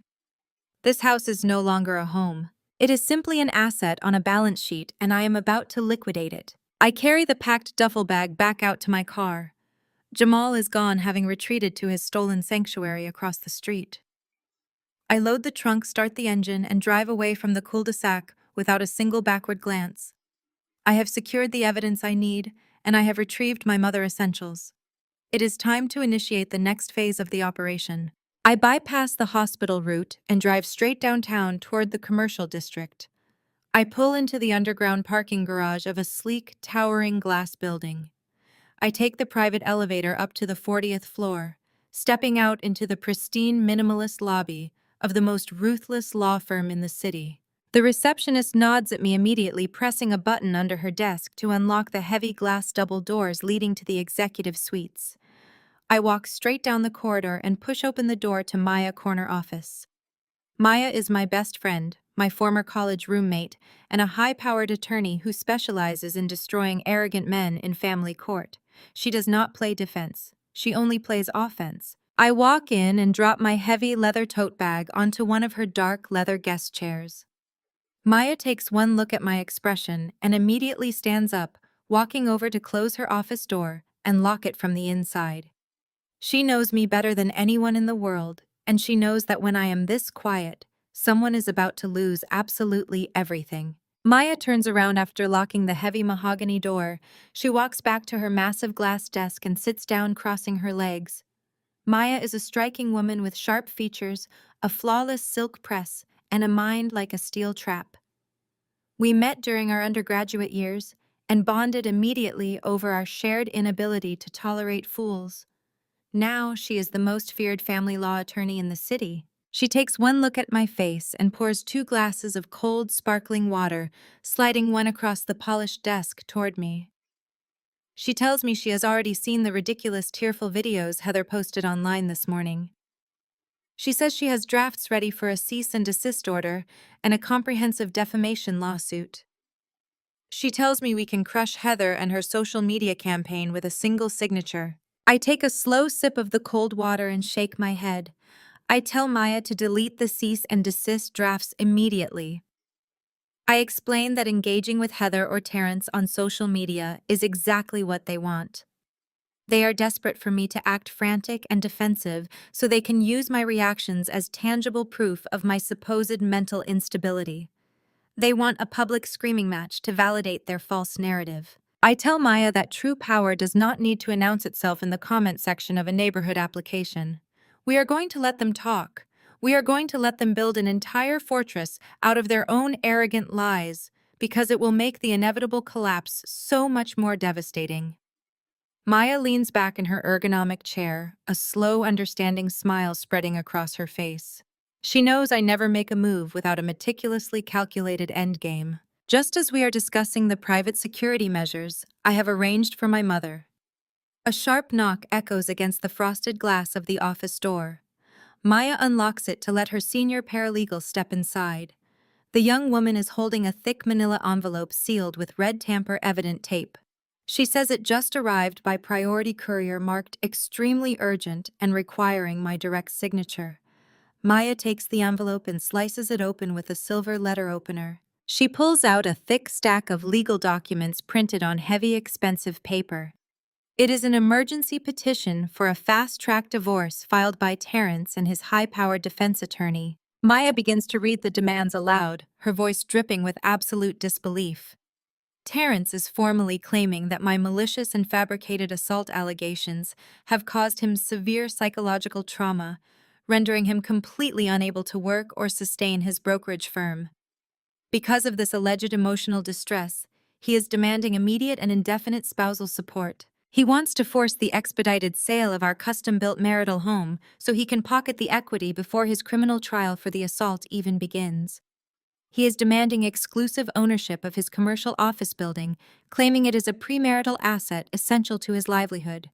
And as the final insulting blow, he is legally requesting exactly 50% of my corporate retirement accounts. Maya stops reading and drops the heavy stack of papers onto her desk with a loud thud. She looks at me expecting me to be furious. She expects me to be outraged that the man who nearly killed my mother is now trying to legally rob me blind and leave me destitute. Instead, I reach into my bag and pull out a sleek black pen. I pull the receipt of service document toward me and sign my name with a smooth, elegant flourish. I hand the receipt back to the paralegal, thanking her politely for bringing it in. Once the door clicks shut again, leaving Maya and me alone in the quiet office, I let out a genuine, relaxed laugh. Maya looks at me like I have entirely lost my mind. She asks me why I'm smiling when my husband is actively trying to legally strip me down to the studs. I do not answer her with words. I reach deep into the hidden, zippered compartment of my leather tote bag. My fingers wrap around the small, encrypted flash drive holding his entire digital footprint. I pull it out and toss it casually onto the center of her pristine glass desk, where it lands with a sharp metallic clatter. I tell Maya that Terrence thinks he is playing a brilliant game of chess, but he does not even realize he does not own the board. Maya picks up the small drive, turning it over in her perfectly manicured hands. I tell her to plug it into her secure standalone terminal away from the firm main network. She inserts the drive and types in the complex decryption password I provide.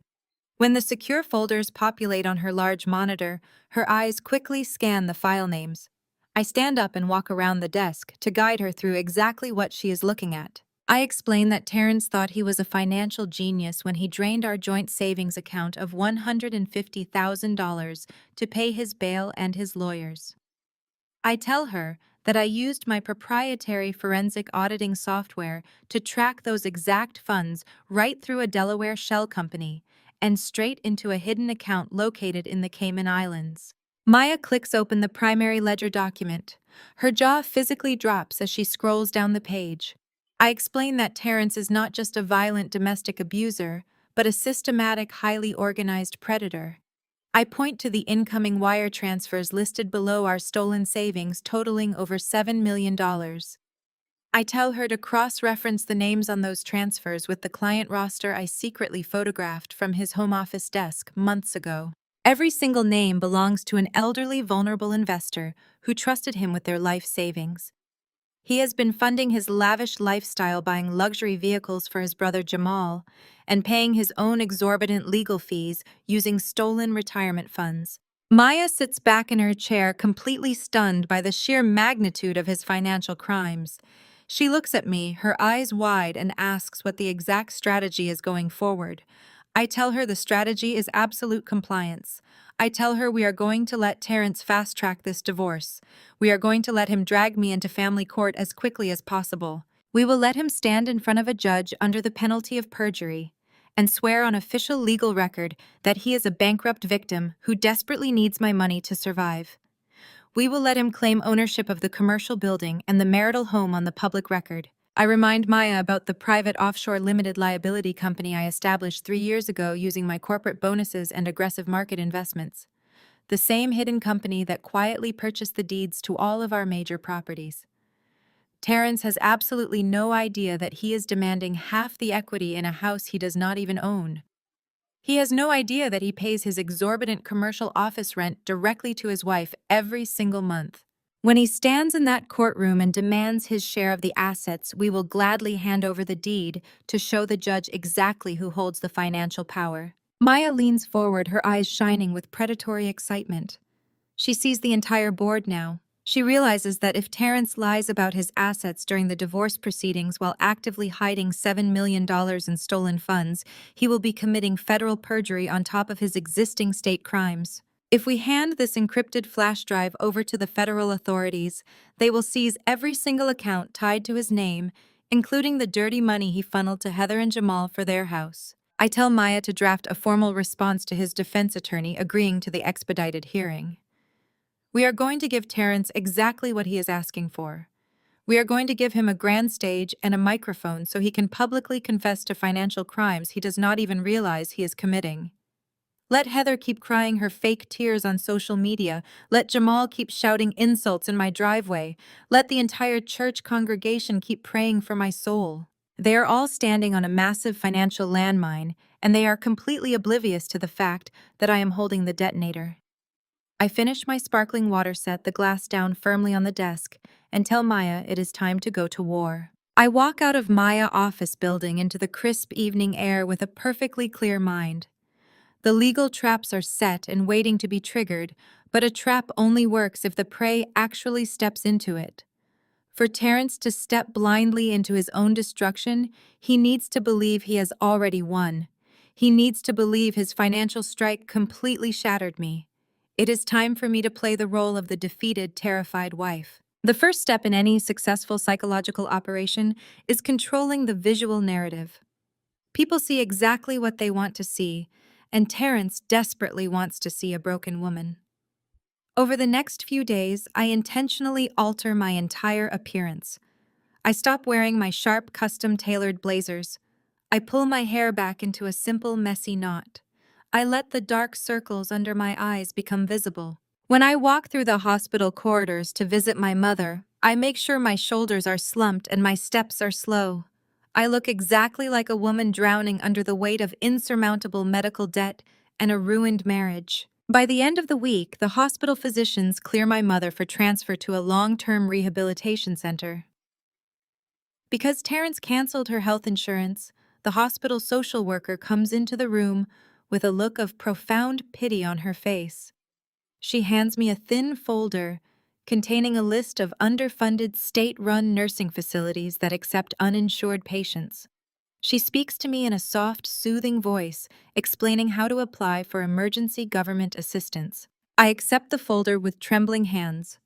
I look down at the floor and thank her quietly, playing the part of a desperate daughter facing financial ruin. What the social worker does not know is that I have already secured my mother a place at the Oakwood Recovery Estate.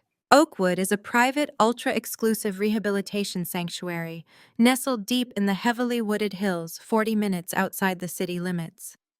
It caters exclusively to high-net-worth individuals recovering from severe trauma or surgery. They do not even accept health insurance. You buy your way in with a massive cash deposit. The facility sits behind massive iron gates manned by armed private security around the clock. No one gets in without my direct authorization. I hire a private medical transport company to move my mother under the cover of night. We bypass the chaotic hospital lobby, entirely loading her into a plush, comfortable transport vehicle from a secured subterranean loading dock. When we arrive at Oakwood, the difference is staggering.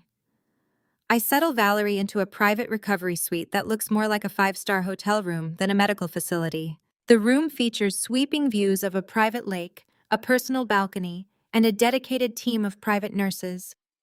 A specialized neurosurgeon and a top-tier physical therapist are assigned exclusively to her recovery. I sit on the edge of her plush bed, adjusting the soft cashmere blanket around her shoulders. My mother looks around the beautiful, serene room and then looks at me, her eyes shining with unshed tears. I hold her hand and tell her she is completely safe. I promise her that Terrence will never be able to come anywhere near her ever again. Knowing she is protected behind impenetrable security gives me the absolute freedom I need to execute the rest of my plan. With my mother safely hidden away in absolute luxury, I immediately pivot to creating the illusion of my own downfall. Terrence has his wealthy defense attorney and his aggressive brother Jamal monitoring my movements. I need to leave a very specific trail of breadcrumbs for them to follow. I drive my car to the industrial edge of the city where the neon signs buzz with burnt-out letters and the pavement is cracked and neglected. I find a rundown motor lodge called the Starlight Inn. I walk into the dingy lobby smelling of stale cigarette smoke and cheap bleach. Using a prepaid debit card, I rent a room for the month. I physically go into the miserable, cramped room, ruffle the cheap bed sheets, and leave a few items of old clothing draped over the chair. I intentionally use my primary cell phone to order cheap fast food delivery directly to the motel address. I know Terrence is paying a private investigator to track my location pings. I want the investigator to report back that the high and mighty corporate auditor is currently sleeping on a lumpy mattress in a dangerous neighborhood eating cheap takeout because her husband froze her out of her own home. To seal the illusion, I strategically place myself in the crosshairs of our social circle. I know exactly which church members run their mouths the fastest. I drive to a discount pharmacy located a few blocks away from the motor lodge. I walk down the aisles looking exhausted and defeated, carrying a basket of basic generic supplies. Right on schedule, I bump into Sister Washington, one of the most notorious gossips in our entire congregation. Sister Washington gasps when she sees me taking in my plain clothes and my tired face. She offers me a condescending smile, dripping with fake Christian sympathy. She tells me she has been praying for my mental stability and asks if it is true that Terrence had to force me out of the house for his own safety. I do not correct her. I do not snap back. I look down at my cheap plastic shopping basket, let a single tear well up in my eye, and quietly excuse myself, walking quickly out of the store. By dinner time that evening, my performance is the primary topic of conversation in every group chat across our affluent subdivision. Heather takes the bait immediately. She cannot resist the opportunity to gloat over my perceived destruction. She posts a vague but incredibly malicious update on her social media pages. She writes a long paragraph about how the truth always comes to light and how toxic, manipulative women ultimately end up exactly where they belong in the gutter. She talks about how her resilient brother-in-law is finally healing from his traumatic marriage and how her family is moving forward into a season of immense blessing. Jamal is just as predictable. My legal team intercepts reports that Jamal has been bragging loudly at his exclusive country club. He is telling anyone who will listen that his younger brother completely neutralized me. He boasts that Terrence financially crippled me in a single day and that I am currently hiding out in a cheap motel, too broke to even hire a decent divorce lawyer. They are all completely intoxicated by their own arrogance. They look at the fake paper trail I created, and they see a total victory. Terrence feels so invincible, so incredibly untouchable, that he decides it is time to publicly reclaim his throne. He wants to prove to his wealthy investors that his arrest was nothing more than a minor, embarrassing domestic misunderstanding that has already been swept under the rug. My private investigator taps into the communication network of Terrence's brokerage firm and sends me a highly classified itinerary. Terrence is organizing a massive, lavish celebratory dinner at the most exclusive private dining club in the city. He has invited his top-tier clients, the very same elderly investors he has been actively embezzling from for years. He wants to wine and dine them, pour expensive champagne down their throats, and reassure them that their portfolios are perfectly safe in his capable hands. Heather is naturally stepping up to play the role of the elegant, supportive hostess, greeting the wealthy guests and wrapping the entire evening in a bow of respectable family unity. Terrence wants to stand at the head of a long mahogany table, raising a crystal glass to his own unchallenged brilliance. I sit in my secure home office in a secondary property I own under my private LLC, reviewing the guest list and the floor plan of the dining club. Terrence thinks he has buried me. He thinks I am shivering in a cheap motel room, too terrified and destitute to ever show my face in high society again. He is throwing a victory party on the deck of a sinking ship. I pick up my phone and send a single encrypted message to Maya. I tell her the stage is officially set and to notify our contacts at the Federal Bureau. I close the digital file and walk over to my closet. I push aside the plain drab clothes I have been using for my performance. I reach into the back and pull out a flawless, custom-tailored emerald green designer suit. Terrence wants to host a celebration of his absolute power. I am going to attend that dinner, and I am going to burn his entire kingdom to the ground. Terrence's voice booms through the elegant private dining room, his face flushed a deep, angry crimson as he points a finger directly at me. The elite security guards of the club hesitate at the doorway, caught between his frantic orders and my sheer, unbothered composure. Terrence turns to the long mahogany table, where 10 of the city's wealthiest investors sit holding their crystal wine glasses. Their face is a mix of sudden alarm and intense curiosity. See, Terrence shouts, his laugh high and completely unhinged as he tries to maintain his polished facade. I told you all, she has completely lost her mind. The stress of our separation has made her utterly erratic. She is stalking me, gentlemen. She is trying to sabotage my business relationships because she wants a higher settlement. Guards drag this woman out of my event immediately. Heather jumps up from her seat at the right-hand side of the table, her silk dress rustling as she instantly adopts her fragile victim persona. She clutches her chest, looking around at the wealthy investors with wide, terrified eyes. "Please, someone call the police!" Heather wails, her voice trembling perfectly on cue. She is unstable and dangerous. We have been living in absolute fear of her hostility for days.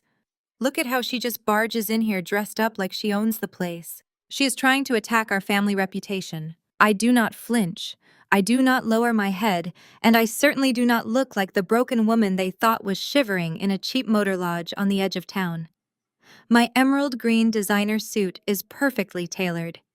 My hair is styled in a sharp, elegant bob, and my heels echo with a steady, lethal confidence as I take 3 slow steps further into the room. The security guards look at my posture, my expensive attire, and the absolute lack of fear in my eyes, and they step back. Realizing I am not a trespasser, they can easily hustle out the back door. I ignore Terrence completely. I bypass Heather, theatrical trembling, and walk straight toward the head of the table where Terrence's biggest investor, Mr. Garrison, is sitting. Mr. Garrison is an older African-American man with sharp, discerning eyes and a reputation for being entirely ruthless with his capital. He has over $3 million invested in Terrence's brokerage firm, and he has been watching this domestic explosion with deep displeasure. Terrence realizes exactly who I am targeting and completely panics. He lunges forward, stepping directly into my path, his hand reaching out to grab my upper arm to physically force me away from his clients. "Do not touch me, Terrence," I say, my voice dropping to a low, chilling whisper that cuts straight through the tension in the room. I keep my hands relaxed at my sides, but I lock my eyes onto his. "If you put your hands on me in front of these 10 high-profile witnesses, I will ensure the judge revokes your bail before midnight." Terrence freezes, his hand hovering inches from my green blazer. The raw, violent anger in his eyes is completely naked now, stripped of the charming corporate mask he usually wears for high society. He steps back, his chest heaving as he tries to find his breath. I turn my attention fully to the long mahogany table, addressing the entire room of investors with a calm, professional smile. "Gentlemen, I apologize for the brief interruption to your dinner," I say, my voice smooth and perfectly modulated for the AI voiceover cadence. "My name is Chloe. As many of you know, I am Terrence's wife, but what you do not know is that I am also the Senior Forensic Auditor, currently reviewing the financial ledgers tied directly to Terrence's firm. My husband has been assuring you all evening that his recent arrest was just a minor, unfortunate domestic misunderstanding. He has told you that your investments are perfectly secure, but as a master of hard data, I believe you have a right to see exactly where your dividends are traveling." "What are you doing, Chloe?" Terrence roars, sweat breaking out along his hairline. "She is lying, Mr. Garrison. She has no access to my corporate files. She is just a basic accountant trying to extort me." I do not argue with him. I simply open my leather tote bag, pull out a sleek manila folder containing a single heavily redacted forensic audit sheet, and slide it gracefully across the polished wood directly in front of Mr. Garrison. Mr. Garrison frowns, his thick eyebrows knitting together as he looks from me to the document. He reaches out, adjusts his reading glasses, and pulls the paper closer. Terrence makes a desperate lunge across the table to snatch the folder away, but Mr. Garrison snaps his hand down, slamming his palm against the wood. "Sit down and shut up." Terrence, Mr. Garrison barks, his voice booming with absolute authority. "Let me see what she brought." The other investors lean forward, their expensive dinners completely forgotten, as Mr. Garrison reads the forensic breakdown. I stand there in my emerald suit watching the dominoes begin to fall. On that sheet, printed in clear, unarguable black and white, is the exact digital ledger, tracking the flow of capital from Terrence corporate accounts. I show how $400,000 of Mr. Garrison personal retirement fund did not vanish in a standard market correction last quarter. It was routed through a Delaware shell company and wired directly to a luxury contractor to build the brand new outdoor kitchen and infinity pool in Jamal and Heather's backyard. Heather's face hits a sickly pale white. She drops her wine glass, the crystal shattering against the hardwood floor, the red liquid pooling around her expensive shoes like blood. Jamal, who had been sitting quietly near the end of the table, stands up so fast his chair screeches against the floor. "This is a lie." Heather stammers, her weaponized fragility completely failing her now that bankroting numbers are on the table. Jamal tell them she is making this up.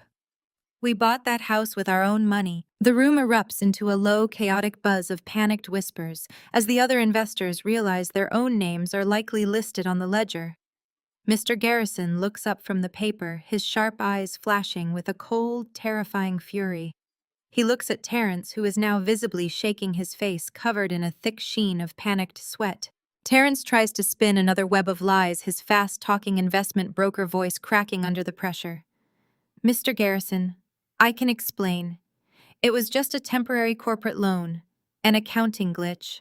We were restructuring the portfolios, and the funds will be replaced next week. I swear." The illusion of his absolute control is entirely shattered.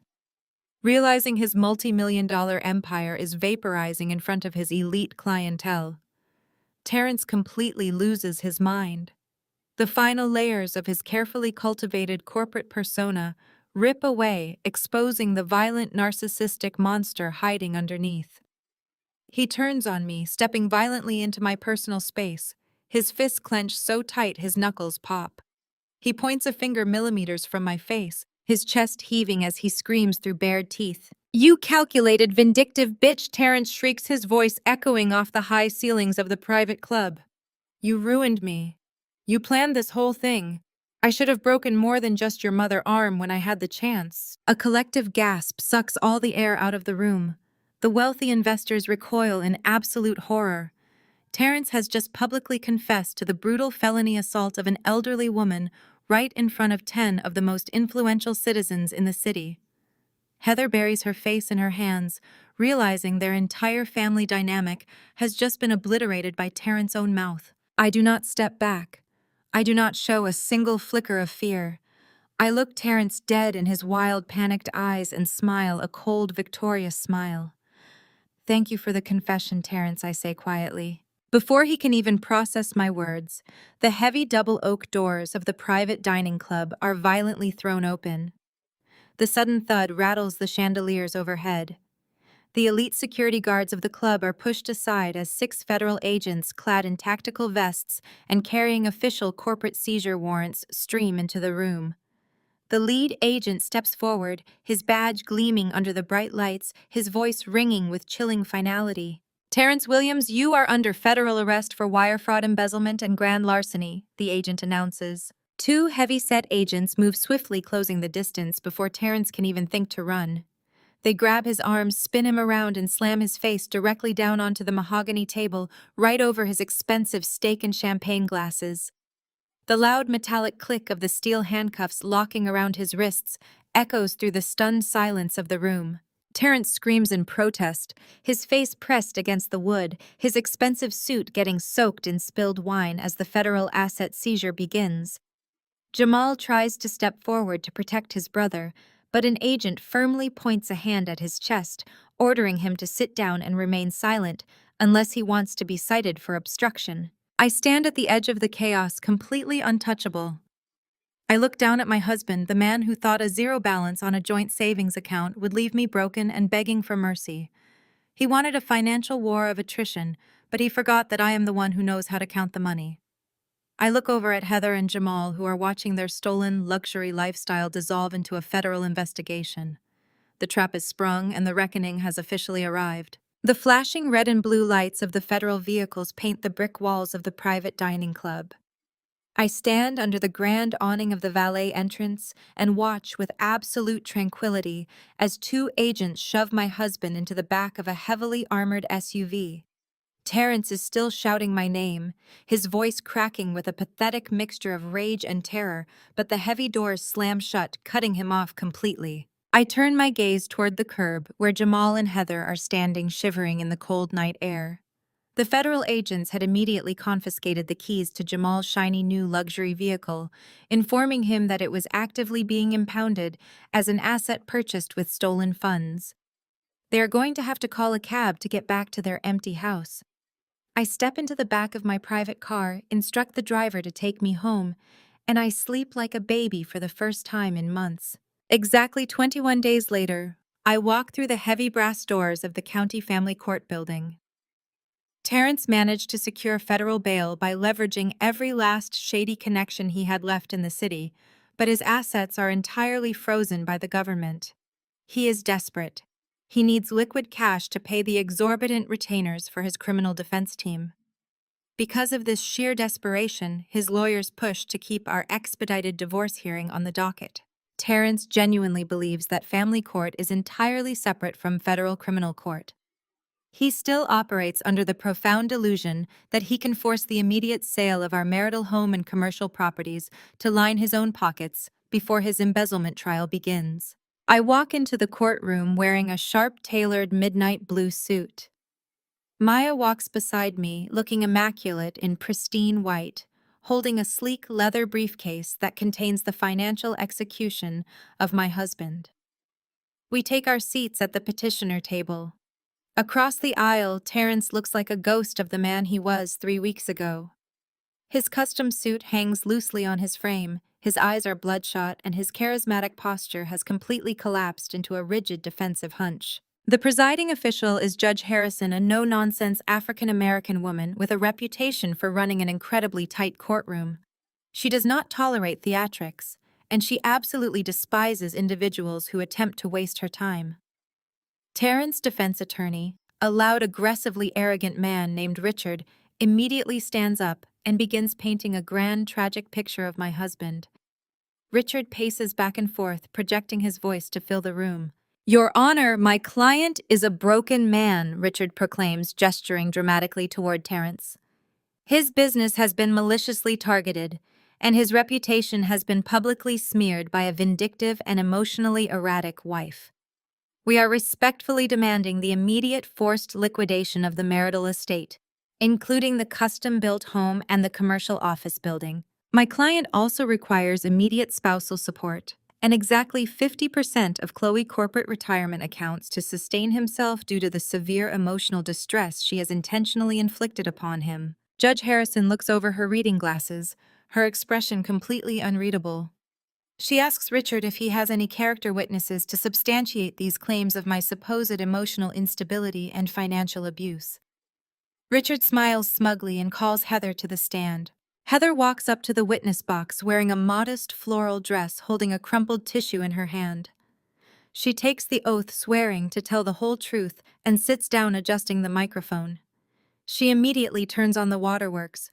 She looks up at Judge Harrison with wide, innocent eyes and begins a flawless performance of weaponized fragility. "Chloe has created a toxic and hostile environment for our entire family," Heather says, her voice quivering perfectly. "She is incredibly aggressive and financially controlling. She manipulated Terrence for years, demanding a lavish lifestyle that put him under immense pressure. We have been terrified of her explosive temper. Terrence is the real victim here, Your Honor. He desperately needs his share of those assets so he can rebuild his life away from her abuse." I sit quietly next to Maya, keeping my expression entirely blank. Heather is playing a very dangerous game. She thinks her tears will magically override hard evidence. She assumes that because she is a delicate, crying white woman, the court will automatically validate her victimhood and view me as the angry, hostile aggressor. She has no idea she is sitting in a courtroom run by a judge who only respects tangible facts. Maya stands up, smoothing her white blazer. She does not raise her voice. She does not act aggressive. She approaches the podium with the calm, chilling precision of a surgeon holding a scalpel. "Mrs. Williams," Maya begins, her voice smooth and polite. "You just testified under oath that my client Chloe is financially controlling and that your brother-in-law Terrence is the victim of her greed. Is that correct?" "Yes," Heather sniffles, dabbing her eyes with the tissue. Terrence worked so hard to provide for her, but it was never enough. Maya nods slowly, pulling a thick stack of documents from her briefcase. I have here a series of financial records, Maya says, handing copies to the bailiff to pass to Judge Harrison and the opposing counsel. Mrs. Williams, are you aware that 3 months ago, a sum of $400,000 was wired directly into the joint checking account you share with your husband Jamal? Heather's face visibly pales. She grips the edges of the witness stand, her knuckles turning white. Terrence gave us a personal family loan. Heather stammers, her voice losing its dramatic quiver. It was out of his own savings. He was just helping us build our new outdoor kitchen and pool. Maya smiles a smile that does not reach her eyes. She pulls another document from her stack. I have the bank routing numbers right here, Maya says, projecting her voice so the entire courtroom can hear. These records show that the $400,000 did not come from Terrence's personal savings. The funds were wired directly from a retirement account belonging to a 72-year-old widow named Beatrice. The money moved through a Delaware shell company and landed precisely in your account. Mrs. Williams, did you know you were funding your backyard renovations with stolen money? Objection! Richard shouts, leaping to his feet. This is beyond the scope of a family court hearing. Overruled. Judge Harrison snaps, her eyes locked onto the financial documents in front of her. I will allow it. Proceed, counselor. I had no idea. Heather cries, her voice pitching up into genuine panic. I thought Terrence was just being generous. We did not know where the money came from, I swear. Maya shakes her head, pulling a final piece of paper from her folder. I find that very hard to believe, Mrs. Williams. Maya walks closer to the witness box, holding up a printed document. I have a subpoenaed email exchange here, retrieved from Terrence's secure corporate server. The email is from your personal account to Terrence. In this email, you explicitly complain about, quote, the old bags who keep calling the office whining about their missing dividends. You then instruct Terrence to, quote, just move another 50 grand so you can finish paying the contractors for your marble countertops. The absolute silence in the courtroom is deafening. Terrence drops his head into his hands, knowing his entire defense has just been obliterated. Jamal, who is sitting in the back row of the gallery, physically sinks into his chair, trying to make himself invisible. Heather's mouth opens and closes, but no sound comes out. Her perfectly crafted victim narrative is completely shattered by her own written words. Mrs. Williams, Maya says, her voice dropping to a low, lethal register, you did not just sit by while my client was abused. You actively participated in a massive federal embezzlement scheme to fund your luxury lifestyle, and then you sat in this chair today and committed perjury under oath to help a violent man steal my client's hard-earned assets. No further questions, Your Honor. Heather bursts into loud, ugly, hyperventilating sobs. It is no longer a performance. It is the raw, unfiltered terror of a woman realizing she is going to federal prison. Judge Harrison stares down at Heather from the bench with absolute, unvarnished disgust. You may step down. Mrs. Williams, Judge Harrison says, her voice dripping with contempt. And I am officially notifying you that a full, unedited transcript of your testimony today will be forwarded directly to the federal prosecutor's office handling your brother-in-law case. I strongly suggest you retain independent criminal counsel immediately. Heather stumbles out of the witness box, crying hysterically as she rushes past the wooden partition to grab Jamal's arm. They hurry out of the courtroom doors, fleeing the scene of their own destruction. Their stolen luxury cars are gone. Their pristine house will be seized by the government. Their entire curated, wealthy aesthetic has been reduced to ash. Richard, Terrence's attorney, looks like he wants to crawl under the table. His entire strategy was built on portraying me as a volatile, irrational woman. Maya just surgically dismantled his star witness and proved that Terrence is surrounded by co-conspirators. But we are not finished. We are not even close to finished. Maya returns to her seat, giving me a brief, victorious nod. It is my turn to take the stand. Terrence looks up at me, his eyes bloodshot and filled with a desperate, lingering hope that he can still somehow force the sale of the house to save himself. I smooth the jacket of my midnight blue suit, stand up, and walk confidently toward the witness box, ready to drop the final devastating hammer on my husband. Exactly 21 days later, I walk through the heavy brass doors of the county family court building. Terrence managed to secure federal bail by leveraging every last shady connection he had left in the city, but his assets are entirely frozen by the government. He is desperate. He needs liquid cash to pay the exorbitant retainers for his criminal defense team. Because of this sheer desperation, his lawyers pushed to keep our expedited divorce hearing on the docket. Terrence genuinely believes that family court is entirely separate from federal criminal court. He still operates under the profound delusion that he can force the immediate sale of our marital home and commercial properties to line his own pockets before his embezzlement trial begins. I walk into the courtroom wearing a sharp-tailored midnight blue suit. Maya walks beside me looking immaculate in pristine white, holding a sleek leather briefcase that contains the financial execution of my husband. We take our seats at the petitioner table. Across the aisle, Terrence looks like a ghost of the man he was 3 weeks ago. His custom suit hangs loosely on his frame. His eyes are bloodshot and his charismatic posture has completely collapsed into a rigid defensive hunch. The presiding official is Judge Harrison, a no-nonsense African-American woman with a reputation for running an incredibly tight courtroom. She does not tolerate theatrics, and she absolutely despises individuals who attempt to waste her time. Terrence's defense attorney, a loud, aggressively arrogant man named Sterling, immediately stands up and begins painting a grand, tragic picture of my husband. Sterling paces back and forth, projecting his voice to fill the room. "Your Honor, my client is a broken man," Sterling proclaims, gesturing dramatically toward Terrence. "His business has been maliciously targeted, and his reputation has been publicly smeared by a vindictive and emotionally erratic wife. We are respectfully demanding the immediate forced liquidation of the marital estate, including the custom-built home and the commercial office building. My client also requires immediate spousal support and exactly 50% of Chloe corporate retirement accounts to sustain himself due to the severe emotional distress she has intentionally inflicted upon him." Judge Harrison looks over her reading glasses, her expression completely unreadable. She asks Sterling if he has any character witnesses to substantiate these claims of my supposed emotional instability and financial abuse. Sterling smiles smugly and calls Heather to the stand. Heather walks up to the witness box wearing a modest floral dress, holding a crumpled tissue in her hand. She takes the oath, swearing to tell the whole truth, and sits down, adjusting the microphone. She immediately turns on the waterworks. She looks up at Judge Harrison with wide, innocent eyes and begins a flawless performance of weaponized fragility. "Chloe has created a toxic and hostile environment for our entire family," Heather says, her voice quivering perfectly. "She is incredibly aggressive and financially controlling. She manipulated Terrence for years, demanding a lavish lifestyle that put him under immense pressure. We have been terrified of her explosive temper. Terrence is the real victim here, Your Honor.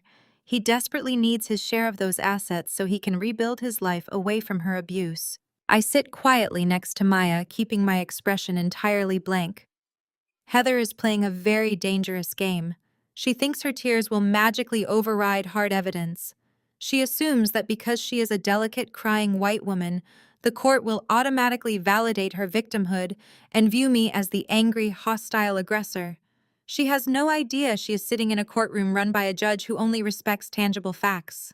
Maya stands up, smoothing her white blazer. She does not raise her voice. She does not act aggressive. She approaches the podium with the calm, chilling precision of a surgeon holding a scalpel. Mrs. Williams, Maya begins, her voice smooth and polite. "You just testified under oath that my client Chloe is financially controlling and that your brother-in-law Terrence is the victim of her greed. Is that correct?" "Yes," Heather sniffles, dabbing her eyes with the tissue. "Terrence worked so hard to provide for her, but it was never enough." Maya nods slowly, pulling a thick stack of documents from her briefcase. "I have here a series of financial records," Maya says, handing copies to the bailiff to pass to Judge Harrison and the opposing counsel. "Mrs. Williams, are you aware that 3 months ago a sum of $400,000 was wired directly into the joint checking account you share with your husband Jamal?" Heather's face visibly pales. She grips the edges of the witness stand, her knuckles turning white. "Terrence gave us a personal family loan." Heather stammers, her voice losing its dramatic quiver. "It was out of his own savings. He was just helping us build our new outdoor kitchen and pool. Maya smiles a smile that does not reach her eyes. She pulls another document from her stack. I have the bank routing numbers right here, Maya says, projecting her voice so the entire courtroom can hear.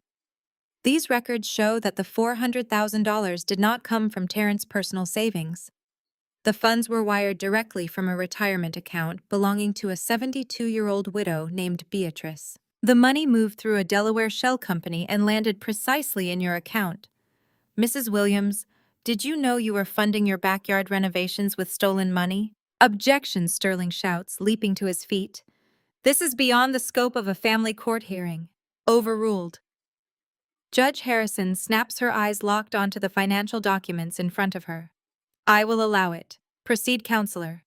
I had no idea, Heather cries, her voice pitching up into genuine panic. I thought Terrence was just being generous. We did not know where the money came from, I swear. Maya shakes her head, pulling a final piece of paper from her folder. I find that very hard to believe, Mrs. Williams. Maya walks closer to the witness box, holding up a printed document. I have a subpoenaed email exchange here retrieved from Terrence's secure corporate server. The email is from your personal account to Terrence. In this email, you explicitly complain about, quote, the old bags who keep calling the office whining about their missing dividends. You then instruct Terrence to, quote, just move another 50 grand so you can finish paying the contractors for your marble countertops. The absolute silence in the courtroom is deafening. Terrence drops his head into his hands, knowing his entire defense has just been obliterated. Jamal, who is sitting in the back row of the gallery, physically sinks into his chair, trying to make himself invisible. Heather's mouth opens and closes, but no sound comes out. Her perfectly crafted victim narrative is completely shattered by her own written words. Mrs. Williams, Maya says, her voice dropping to a low, lethal register. You did not just sit by while my client was abused. You actively participated in a massive federal embezzlement scheme to fund your luxury lifestyle, and then you sat in this chair today and committed perjury under oath to help a violent man steal my client's hard-earned assets. No further questions, Your Honor. Heather bursts into loud, ugly, hyperventilating sobs. It is no longer a performance. It is the raw, unfiltered terror of a woman realizing she is going to federal prison. Judge Harrison stares down at Heather from the bench with absolute, unvarnished disgust. You may step down, Mrs. Williams, Judge Harrison says, her voice dripping with contempt. And I am officially notifying you that a full, unedited transcript of your testimony today will be forwarded directly to the federal prosecutor's office handling your brother-in-law case. I strongly suggest you retain independent criminal counsel immediately. Heather stumbles out of the witness box, crying hysterically as she rushes past the wooden partition to grab Jamal's arm. They hurry out of the courtroom doors, fleeing the scene of their own destruction. Their stolen luxury cars are gone. Their pristine house will be seized by the government. Their entire curated, wealthy aesthetic has been reduced to ash. Sterling looks like he wants to crawl under the table. His entire strategy was built on portraying me as a volatile, irrational woman. Maya just surgically dismantled his star witness and proved that Terrence is surrounded by co-conspirators. But we are not finished. We are not even close to finished. Maya returns to her seat, giving me a brief, victorious nod. It is my turn to take the stand. Terrence looks up at me, his eyes bloodshot and filled with a desperate, lingering hope that he can still somehow force the sale of the house to save himself. I smooth the jacket of my midnight blue suit, stand up, and walk confidently toward the witness box, ready to drop the final devastating hammer on my husband. The bailiff calls my name and I stand up, smoothing the jacket of my midnight blue suit. I walk confidently toward the witness box, the steady click of my heels echoing in the cavernous courtroom. I place my hand on the leather-bound Bible, swear to tell the whole truth, and take my seat. The polished wood of the witness stand feels cool beneath my hands. Across the room, Terrence is staring at me with bloodshot eyes. His arrogant posture is gone, replaced by the frantic twitching of a man who knows he is running out of options. He still harbors a desperate, lingering hope that he can manipulate this family court hearing to force the liquidation of our house so he can pay his criminal defense lawyers. He genuinely believes that because my name is on our marriage certificate, he is automatically entitled to half of my entire life. Sterling, his loud and aggressive attorney, approaches the podium with a smug smile. He intends to cross-examine me to prove I am a hostile and uncooperative spouse. But Maya, my brilliant attorney, stands up first. She informs Judge Harrison that before opposing counsel begins his cross-examination, she has critical financial documentation to submit regarding the true ownership of the marital estate. Judge Harrison nods, instructing Maya to proceed. Maya walks toward the witness box holding a thick stack of certified legal documents bound in heavy blue cardstock. She asks me to state my profession for the official court record. I look directly at Judge Harrison and state clearly that I am a senior forensic auditor specializing in corporate fraud and asset protection for a top-tier financial firm. Terrence scoffs loudly from his table, rolling his eyes, as if my career is just a trivial hobby. He still thinks I am just a basic accountant who crunches numbers for a modest salary. Maya hands the first document to the bailiff, who passes it up to the judge. Maya then asks me to clarify the current ownership status of the custom-built marital home located in our gated community. Sterling immediately stands up and objects loudly, claiming that the home was purchased during the marriage and is undeniably subject to a 50% split. Judge Harrison reads the document carefully, her eyes narrowing. She overrules the objection and instructs me to answer the question. I lean toward the microphone and speak with absolute clarity. I inform the court that the marital home is not a shared asset. It is entirely owned by a private offshore limited liability company. I explain that 3 years ago, using my specialized financial knowledge and my massive corporate bonuses, I established this private LLC. When Terrence and I found the house, I structured the purchase through my company. Terrence's name is not on the deed. He has never owned a single brick of that house. He has simply been a tenant living in a property owned by his wife. Sterling face drops. He frantically shuffles through his own paperwork, searching for a loophole that does not exist. Terrence stares at me, his mouth opening and closing in silent shock. But Maya is just getting started. She hands the second document to the bailiff. She asks me to confirm the ownership of the downtown commercial high-rise suite where Terrence currently operates his investment brokerage. I look directly at Terrence and tell the court that my private LLC also holds the exclusive deed to that commercial office building.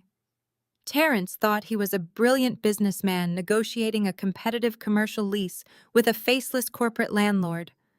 He had absolutely no idea that every single month he was wiring his exorbitant rent payments directly into my private offshore accounts. I legally own the building where he committed his federal crimes. Terrence leaps out of his chair, his face turning a dangerous shade of crimson. He screams at the judge that I am lying and that he paid for everything himself. Judge Harrison slams her gavel, demanding absolute silence and threatening to hold him in contempt if he speaks out of turn again. Terrence sinks back into his chair, hyperventilating as the walls of his fake empire completely collapse around him. Maya does not give him a second to breathe. She hands the third document to the judge. It is the deed to the luxury suburban house currently occupied by his brother Jamal and his perjuring wife Heather. I explain to the court that when Terrence stole $400,000 from an elderly widow to buy his brother a house, he routed the money through a dummy corporation. Because his execution was so sloppy, my offshore LLC legally absorbed the property title during the transaction to secure the asset. Jamal and Heather do not own their pristine house.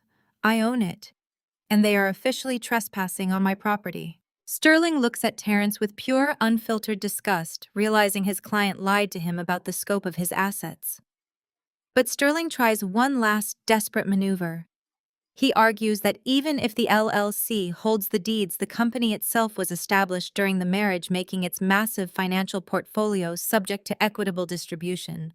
He demands that the court order me to liquidate my company and hand Terrence half the cash. Maya smiles a slow, lethal smile. She walks back to her briefcase and pulls out a single document protected in a clear plastic sleeve. She hands it to the judge and announces that it is Exhibit D. It is a legally binding post-nuptial agreement. 3 years ago, Terrence was rushing to a weekend charity golf tournament. He was constantly distracted by his own self-importance and his secret embezzlement schemes. I had placed a stack of routine tax documents on the kitchen counter for him to sign. I told him they were just standard filings for the IRS. Because he firmly believed I was nothing more than an obedient paper-pushing wife, he did not bother to read a single line. He simply took his expensive gold pen and scrawled his signature on every page I flagged. Buried right in the middle of that stack was an ironclad, heavily vetted post-nuptial agreement drafted by Maya. I explained to the courtroom that the agreement contains a highly specific morality clause. It dictates that in the event Terrence is ever charged with documented infidelity or a felony assault against me or my immediate family members, he instantly and unconditionally forfeits any and all claims to the marital estate. He completely waives his right to spousal support retirement accounts and real estate equity. The profound realization hits Terrence like a physical blow to the chest. The night he decided to hurl insults at my mother. The night he picked up that heavy aluminum softball bat and fractured her skull. The night he thought he was establishing his dominance as the man of the house. He was actually triggering his own absolute financial ruin. By brutally attacking my mother, he activated the exact legal clause that stripped him of every single dime he thought he possessed. Judge Harrison reads the post-nuptial agreement, her eyes scanning the perfectly legal notarized signatures. She looks down at Terrence from the elevated bench, and her expression is one of absolute unvarnished revulsion. Judge Harrison sets the document down and folds her hands. She speaks with a powerful, commanding voice that leaves no room for debate. She formally denies Terrence's petition for spousal support. She denies his request to force the sale of any properties. She rules that the post-nuptial agreement is completely valid and legally binding. She officially grants me absolute control and ownership over 100% of the assets. Terrence is left with nothing but the expensive suit currently hanging on his back. Terrence completely loses his mind. He screams at Sterling, demanding he file an immediate appeal. He kicks his chair backward, the heavy wood crashing against the courtroom floor. He points a shaking finger at me, shouting that I set him up and that I ruined his life. Judge Harrison slams her gavel repeatedly, ordering the bailiff to restrain him. But before the court officer can even reach Terrence, the heavy oak doors at the back of the courtroom swing wide open. 6 federal agents wearing dark suits and tactical vests step into the room. They are the same agents who raided his VIP dinner 3 weeks ago. Judge Harrison looks at the lead agent and nods, giving them the floor. The agent walks straight past the wooden partition and approaches the defense table. He looks at Terrence, who is suddenly paralyzed with terror. Terrence Williams, the agent announces, his voice echoing off the high ceilings. You are under arrest for massive federal wire fraud, money laundering, and the systemic embezzlement of over $7 million from your clients. The agent grabs Terrence by the arm, twisting him around and slamming him face first onto the defense table. The heavy steel handcuffs click tightly around his wrists. It is the exact same sound I heard at the police precinct the night my mother was attacked. But this time, there is no smug smile on his face. There are no whispered threats about draining my bank accounts. There is only the pathetic sobbing of a broken man realizing he is going to spend the rest of his natural life locked inside a federal cage. The agents drag him out of the courtroom, his expensive shoes dragging across the floor. I sit in the witness box watching him disappear, taking a slow, deep breath of perfectly clean air. 6 months pass and the seasons change. The bitter cold of the city gives way to the brilliant golden warmth of summer. I am sitting on the sun-drenched patio of a breathtaking new beachfront property. The air smells of salt and blooming jasmine. The ocean waves crash rhythmically against the pristine white sand just beyond my private wooden deck. I am sipping a cup of iced herbal tea dressed in flowing white linen, completely and utterly at peace. Across the patio, sitting in a plush woven lounge chair, is my mother, Valerie. She is wearing a wide-brimmed sun hat and reading a novel. Her mobility has been fully restored thanks to the world-class physical therapy I funded through my offshore accounts. The bruises have faded, and the fractured skull has completely healed. She looks radiant, healthy, and entirely safe. She smiles at me over the rim of her sunglasses, and I smile back knowing that no one will ever be able to hurt her again. The fallout from that day in family court was swift and merciless. Terrence's criminal defense completely crumbled under the sheer weight of the forensic financial evidence I handed over to the federal prosecutors. He tried to take a plea deal, but the judge was utterly disgusted by the fact that he specifically targeted elderly investors. Terrence was sentenced to 20 years in federal prison for the wire fraud, with an additional 5 years added consecutively for the aggravated assault on my mother. He will be an old forgotten man by the time he ever sees the outside of a cell. Jamal and Heather faced an equally brutal reckoning. Just 3 days after Heather committed perjury on the stand, my LLC issued a formal 30-day eviction notice for their luxury suburban house. Jamal tried to fight it in court, but without Terrence's stolen money paying his legal fees, he was laughed out of the building. On the day of their eviction, I made sure to drive past the property. I watched from down the street as Heather sobbed on the front lawn, packing her fake designer bags into black plastic garbage sacks, while the county sheriff stood on the porch ensuring they vacated the premises. Their social exile was absolute. Once the federal indictment became public and the church congregation realized Terrence had funded the new sanctuary roof with stolen retirement money, the entire community turned their backs on Jamal and Heather. The neighborhood association they tried to weaponize against me banned them from the subdivision. The affluent friends who had sent me passive-aggressive text messages suddenly tried to call and apologize. I blocked every single one of their numbers. I retained my position at the financial firm, securing a massive promotion to executive director. I am respected in my field, financially untouchable, and surrounded only by people who value my mind and my loyalty. Maya comes to visit the beach house on the weekends, and we drink expensive wine while watching the sunset, celebrating the fact that we completely dismantled a predator without ever breaking a sweat. I lean back in my patio chair, listening to the ocean breeze rustle the palm leaves. Terrence made the fatal mistake of believing that volume equals power. He thought that because he was loud and arrogant, he controlled the narrative. He thought that because I was quiet, I was weak. But true power does not need to shout. True power is patient. It gathers data. It secures the assets and it waits for the perfect moment to strike. I look at my mother resting peacefully in the sun, and I take another sip of my tea. The most dangerous woman in the room is never the one making a scene. She is the one who quietly knows exactly how to count the money. The most profound lesson from my journey is that true power never has to shout. When faced with abuse, betrayal, and manipulation, your greatest weapon is absolute composure. Arrogant people will always mistake your silence for weakness, failing to realize it is actually strategic patience. By protecting my financial independence and refusing to engage in petty emotional battles, I allowed my abusers to dig their own graves. You do not have to negotiate your worth with toxic people. Secure your peace, maintain your boundaries, and let the undeniable truth be your ultimate revenge. If you have ever had to silently outsmart a toxic person to protect your peace, share your story in the comments below and hit that subscribe button for more empowering journeys of survival and justice.